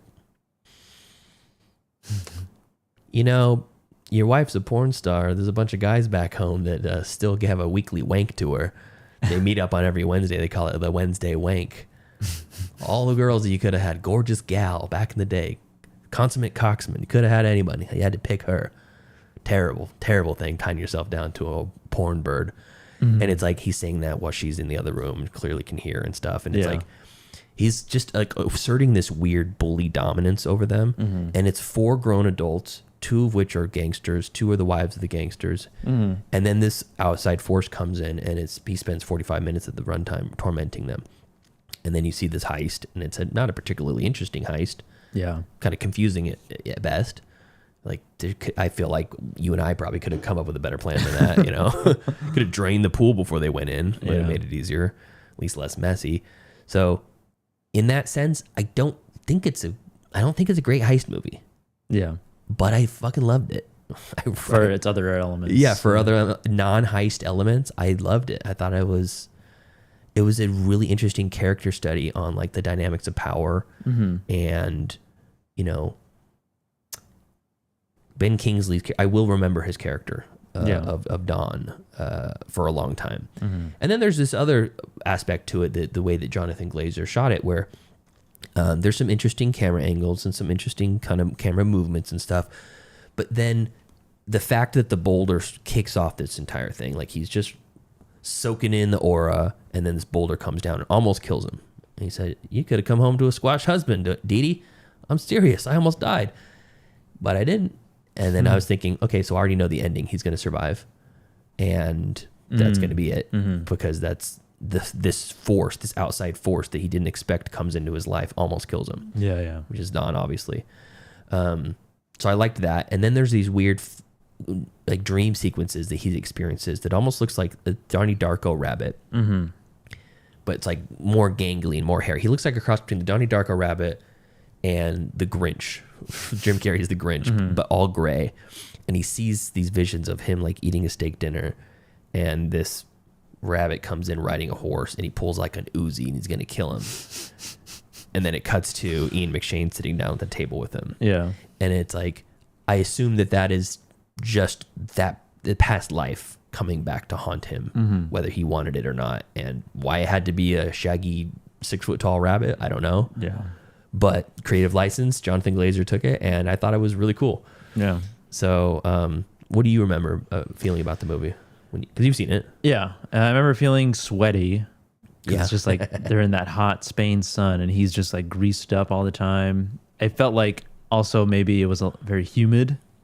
Like, and he's wearing like these suits and like with the top button open. It felt very like Florida esque. I thought it was LA at first until everybody was speaking Spanish. Yeah. Then I was still like, oh, sure.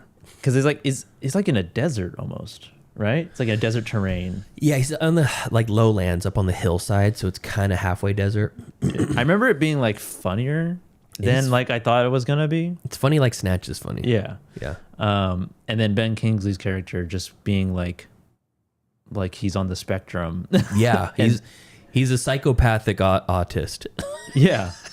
A person with autism who is like a terrifying gangster. Yeah. Or a mob boss of some sorts. I remember that specifically. And yeah, I just remember like putting it on and like being surprised. The runtime was kind of what allured me, and then Jonathan Glazer being attached to it, and then just like the title itself, Sexy Beast, along with the poster, and it's just kind of all these things added up to like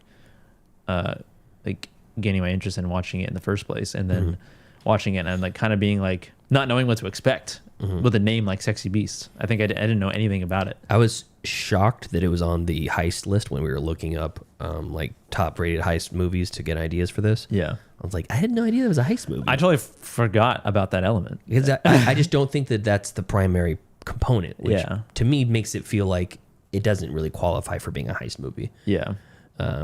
Which is, I mean, we're learning something, unfortunately, when reviewing a movie that is not specifically a heist movie, but that's okay. There's a heist involved, and the reason why he's there, that kind of drives his character to go to Spain, Don's character, to have this whole conversation in the first place. But yeah, the heist itself is like lackluster. There is a storytelling element where Ben Kingsley's laying out how he came to find this heist, and it's like him telling a story about hearing a story from someone else, and then he's relaying that back to Gal, and then as he's telling it, sometimes you see it actually happening, and sometimes you see him telling the conversation to Gal, and sometimes one of the characters in the dramatization or whatever asks a question, and then Gal responds to it. There was a good editing component there, and that felt very Guy Ritchie also. But the weird like orgy party where it all started was like unnecessary details about characters, which was kind of funny. Like Ian McShane is this terrifying mob boss, but he's also a power bottom apparently. You find that out in that flashback. So that's about the extent of like showing the planning of like how this heist came to be. It doesn't even get into the, like I said, the details of the actual heist until you see it unfolding right in front of your eyes. You're just like, oh, it's a safety deposit box room, and then that's it.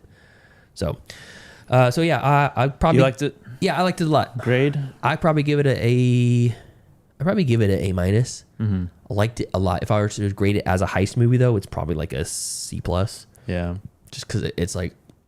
I want the chicanery. I want the what do they call that?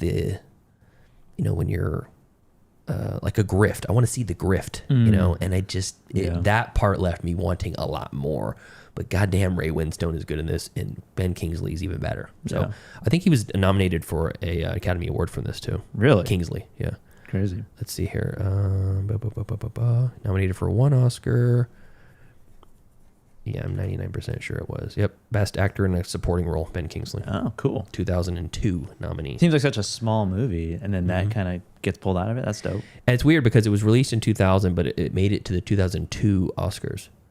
So maybe it was ahead of... Maybe it released in 2001 in America. Yeah. Yeah. But probably. Interesting, though. So, yeah, like Sexy Beast, not a heist movie. Yeah, not a heist movie. Not really. But oh, shit, that was... What a... I can see why Glazer was given more autonomy to do what he wanted after this, because it's cool. Very, very slick movie. Yeah. Cool. Well, that was Sexy Beast. And where did you watch that, streaming wise? Was it available? You know what? I thought it was streaming for free on Prime, so I queued up this morning after I took all the branches off the car, and I had to rent it for $3 on Prime. Oh, okay. Yeah, but it was worth the rent. Cool. Sexy Beast. And up next is the movie that I watched. And the movie that I watched is Masterminds. A fortune is missing from a regional bank. Police are calling it one of the largest cash heists ever on American soil. The estimated haul, $17 million. Authorities have no leads as to the identity of these criminal masterminds. Let's do it. Let's rob Louis Fargo.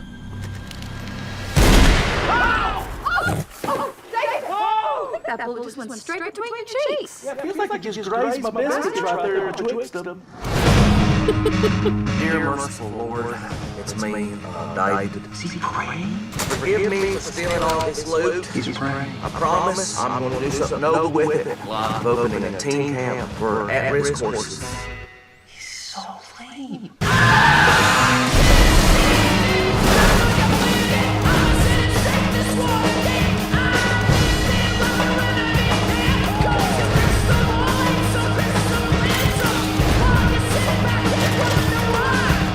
Who y'all want me to kill? Not in front of them. Oh, is it one of them? No.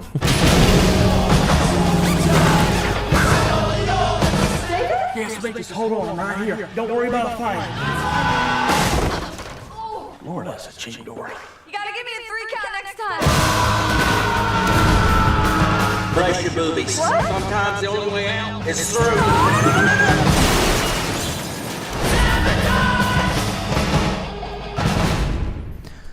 It was a strong fence. Yeah, very strong. Or a very weak car. Masterminds, released in 2016, directed by one Jared Hess, director of Napoleon Dynamite, Nacho Libre, Gentleman Broncos, this movie. And most Minecraft movie. Oh yeah, and now most recently the Minecraft movie and probably the sequel, I imagine. Starring Zach Galifianakis, Owen Wilson, Kristen Wiig, Jason Sudeikis, Kate McKinnon, John Daly, Ken Marino have small parts, and yeah. But the main character being Zach Galifianakis, who plays David Gant, and this is based on a true story, a true bank robbery heist with it's very, very similar to the real life story. Okay. I would say that they took, and they used the same names. David Gant is the actual guy's name. Oh, really? Yeah. And he was a consultant on this movie. What the fuck? Yeah. Okay. In the credits of this movie, you see him on set sort of being the sort of Does he have that haircut? No. Okay. At least, I don't know at the time. Maybe he did.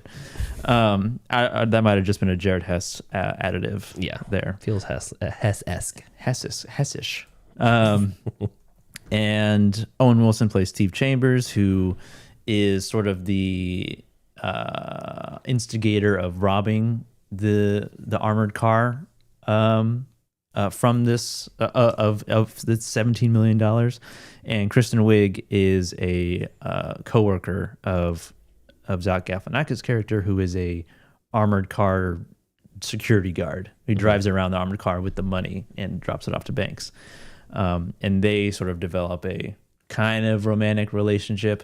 David Gant is married to Kate McKinnon in this, but he seems to be sort of like not that romantically involved. There's this whole scene of them taking couples portraits, and they're wearing jorts, and it's like really like stereotypical, kind of like very jokey type of portraits that are played seriously in this. A lot of silly stuff in this. And of the Jared Hess filmography, I wouldn't say this is the weakest. I would say Minecraft is the weakest, but I enjoyed Minecraft more than this.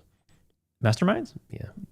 You said you haven't watched it. As I'm watching the trailer, I realized I did watch this. Oh, you did? Okay. Yeah, I'm like, I've seen this movie. But of his previous three, I would say this is the least favorite. A little bit more mainstream too, with the cast as well. Yeah, big names. Yeah, and the details of the real story are not that far off from what happens in the movie. I would say that what Jared Hess did with David Gant's character is that he made him just a little bit more silly and stupid. But even then, in the real life story, it was the crime itself, the robbery itself, was so poorly executed and poorly planned. Like even when David Gant was putting the money into the vehicle, he like did a little dance on camera. Okay. Because he forgot to disable a third camera. Okay. He disabled two of them, but he didn't know about a third one, and so they were really easy to find. And even the whole like him going to Mexico with like a small amount of the money, he went there with like 50 grand to get by and lay low. That actually happened, and Chambers, Owen Wilson's character, actually hired a hitman to go and kill him after he started asking for more money when he ran out. Really? And Jason Sudeikis plays the hitman in this. I enjoyed his character a lot. So like it's not that as crazy as like the movie sort of like paints it. It's like not that far off from what actually happened. Yeah. And apparently, according to the movie statistics or the movie facts at the end, it's like it was the largest cash heist, I think, in 17 million, right? In American soil. What bank has 17 million in it? I don't know. I don't know. Loomis Fargo, apparently. Loomis Fargo. And it is a heist movie. I would say that there's definitely a lot of planning, the execution, the poor execution of it, and then the aftermath. And it's a comedy heist or heist comedy. Comedy first, I think. Yeah. It's definitely has the Jared Hess flavor, that Mormon comedy. Like it's overall like decently funny. There's some good like chuckles. It's like good moments, but not consistent.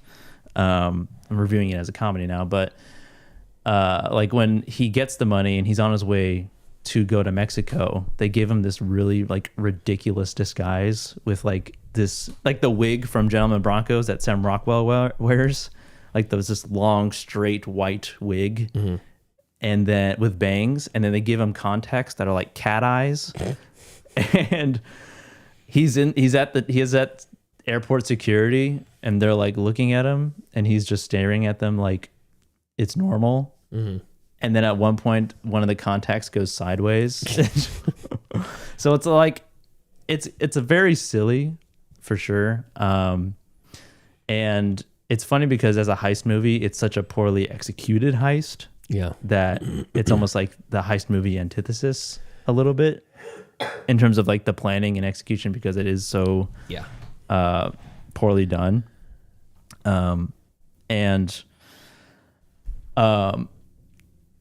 I don't know. I don't have a whole lot else to say about it other than like, if you like Jared Hess movies, this is not even a movie that he wrote though. It's one of the first movies that he didn't write. Yeah. That he also directed.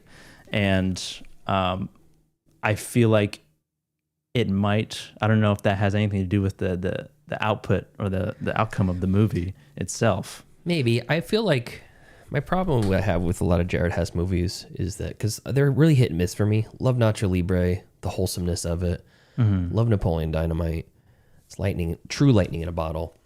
I think the problem I have is that most of the comedy can boil down to, wow, this is so random. Isn't that funny? Look at this guy's haircut. Isn't that funny? Look at this person's name is Jandis. Isn't that funny? Yeah. And I think the majority of like hey, let's do these goofy couples photography things that last like a scene lasts like 5 minutes. Yeah. And it's like it's fine, but it's like really low hanging fruit for the comedy, and it's like you can't really tell when that's gonna work or when it's not gonna work. But without having the heart of something like Nacho Libre, that like wholesome comedy, it's almost like trying to be edgy wholesome comedy, I feel like.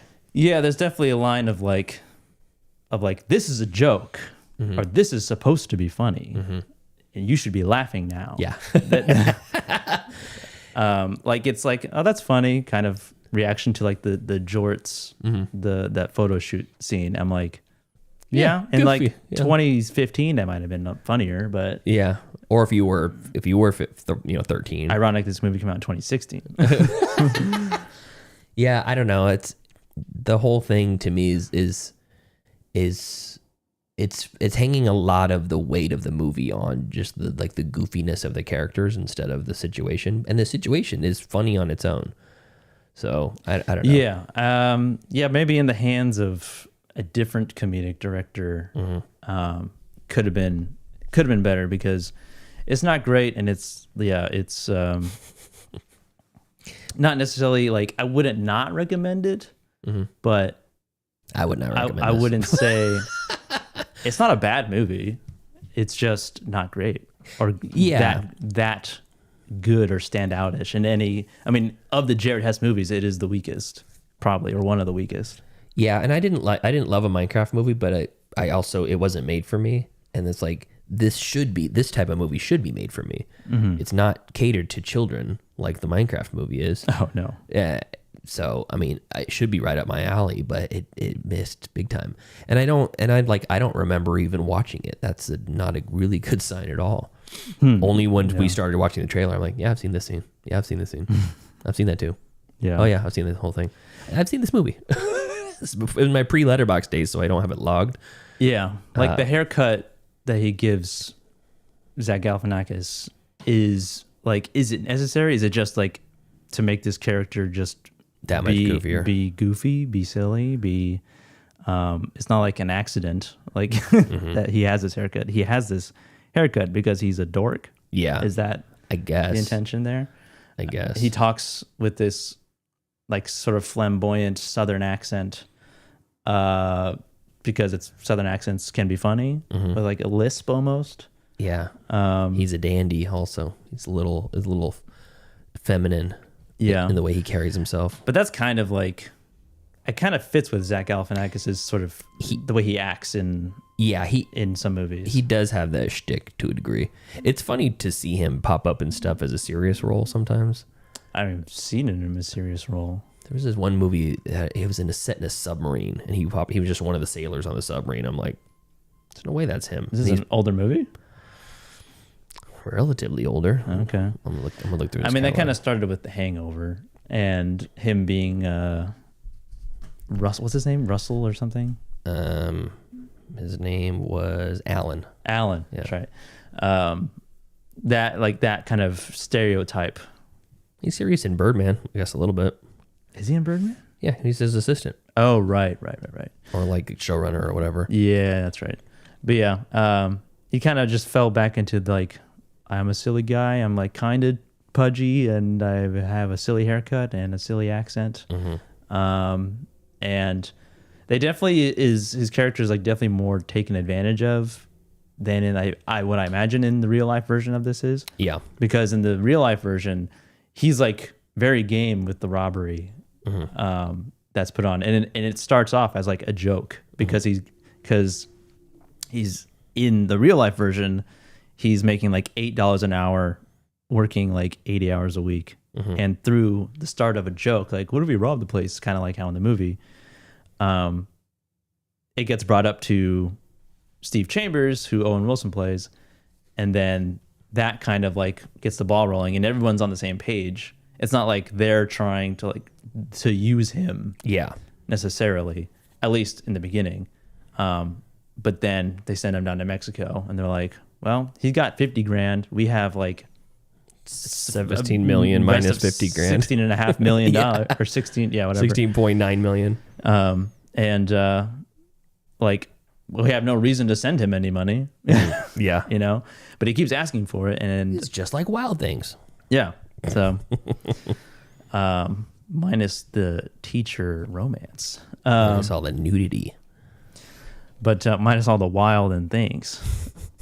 But yeah. What's a grade on this? What do you put this? Give it a grade as a movie and then a grade as a heist movie. As a movie, it's like a C+. Okay. It's a comedy. Okay. It's a comedy movie, and it's primarily what it is. Okay. As a heist movie, I like the accuracy to the real life situation. I think it was pretty good. And it was supposed to be a poorly executed heist. So you in that regard, it'd be like an A. So you got all of the like planning ahead of it. You got the execution. You got the aftermath. You got a little bit of everything. Yeah, and then you got the sort of the aftermath and the conclusion of like what happened to them. David Gant spent 7 years in jail, and then he got out in 5. Wow. On parole, and he was like he's a consultant on this movie. I think he has a cameo in it. Yeah, he does. He's in the diner, it says. And then the other 2 were in jail or in prison for longer.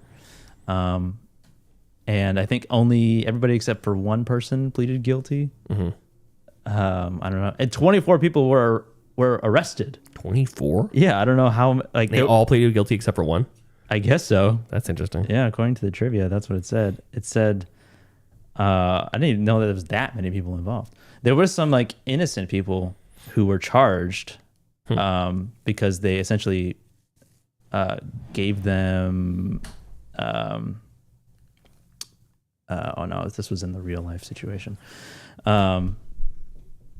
He basically like aided them somehow, like put your money in the safety deposit box or my safety. I don't know exactly, but they essentially just kind of played a small part in helping out the criminals or whatever. But yeah, it is kind of a bummer that the story with the largest sum of money stolen, some of cash stolen, the movie that gets made about it isn't that great. Yeah.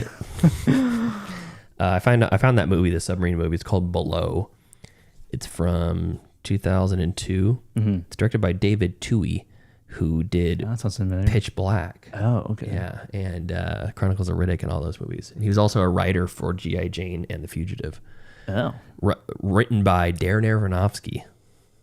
Written by who? Darren Aronofsky. Oh, Darren Aronofsky. Yeah, Aronofsky and David Toohey and Lucas Sussman all wrote Below. Oh. And stars Bruce Greenwood and really nobody else that I recognize. Below. What's it? Holt McCallany's in it. What's it got? What's his Jonathan rating? Hartman. Is it good? Supposedly. I don't remember it. I just remember watching it and thinking, "The fuck is Zach Galifianakis doing this movie?" What's its IMDb rating? 6.1. Oh, okay. Average. And Masterminds is 5.8 or something. Masterminds awards nominated for one award, 2016 St. Louis Film Critics Association Worst Film of the Year nominee. Damn. Yeah, That's a bit harsh. Yeah, it is harsh. It's got a 5.9. I know. Below is the crew of a U.S. naval submarine in World War II rescues survivors from a sunken ship, only to face a series of mysterious deaths and supernatural occurrences. Supernatural horror, mystery, action, suspense, thriller. Cool. Yeah. Yeah, it's a fine movie. It's not gonna hit maybe comedy wise for everybody. Yeah, for most people, but I think if you're a Jared Hess stan, it's probably worth it. Jared Hess purist. Yeah.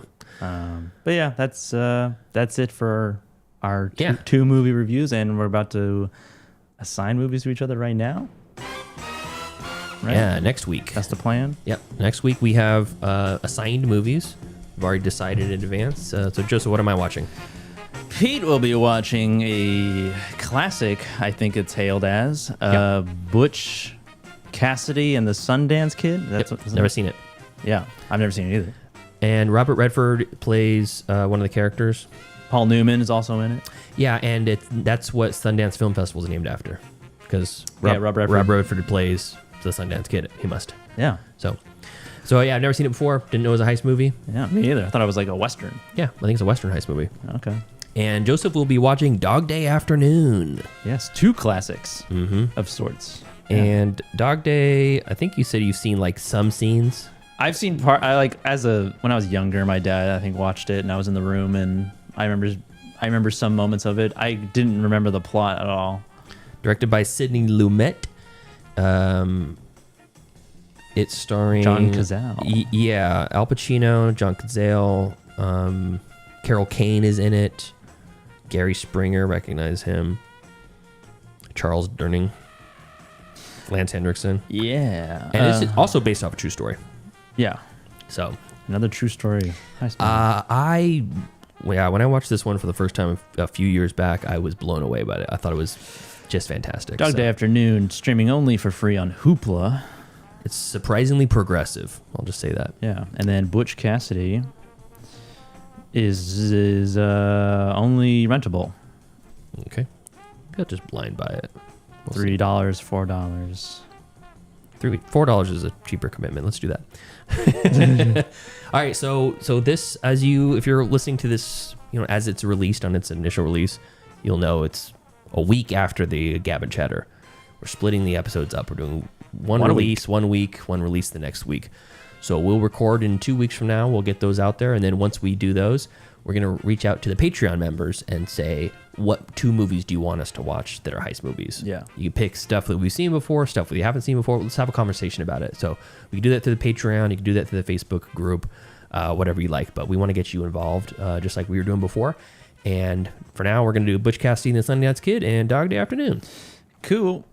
All right. Anything else, Joseph? No. What day are we releasing these episodes? Wednesdays. Yeah, Wednesdays. If you guys want them on Monday, let me know. But Wednesdays makes it a little bit easier because we record on Saturdays. I could just stay through and just edit continually, but then we have it's gonna be like a 7-hour day of work.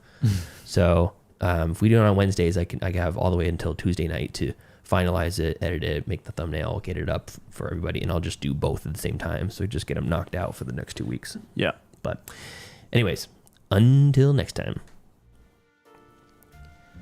Thank you for joining us as we review Sexy Beast and Masterminds. Follow us next week as we review Dog Day Afternoon and Butch Cassidy and the Sundance Kid.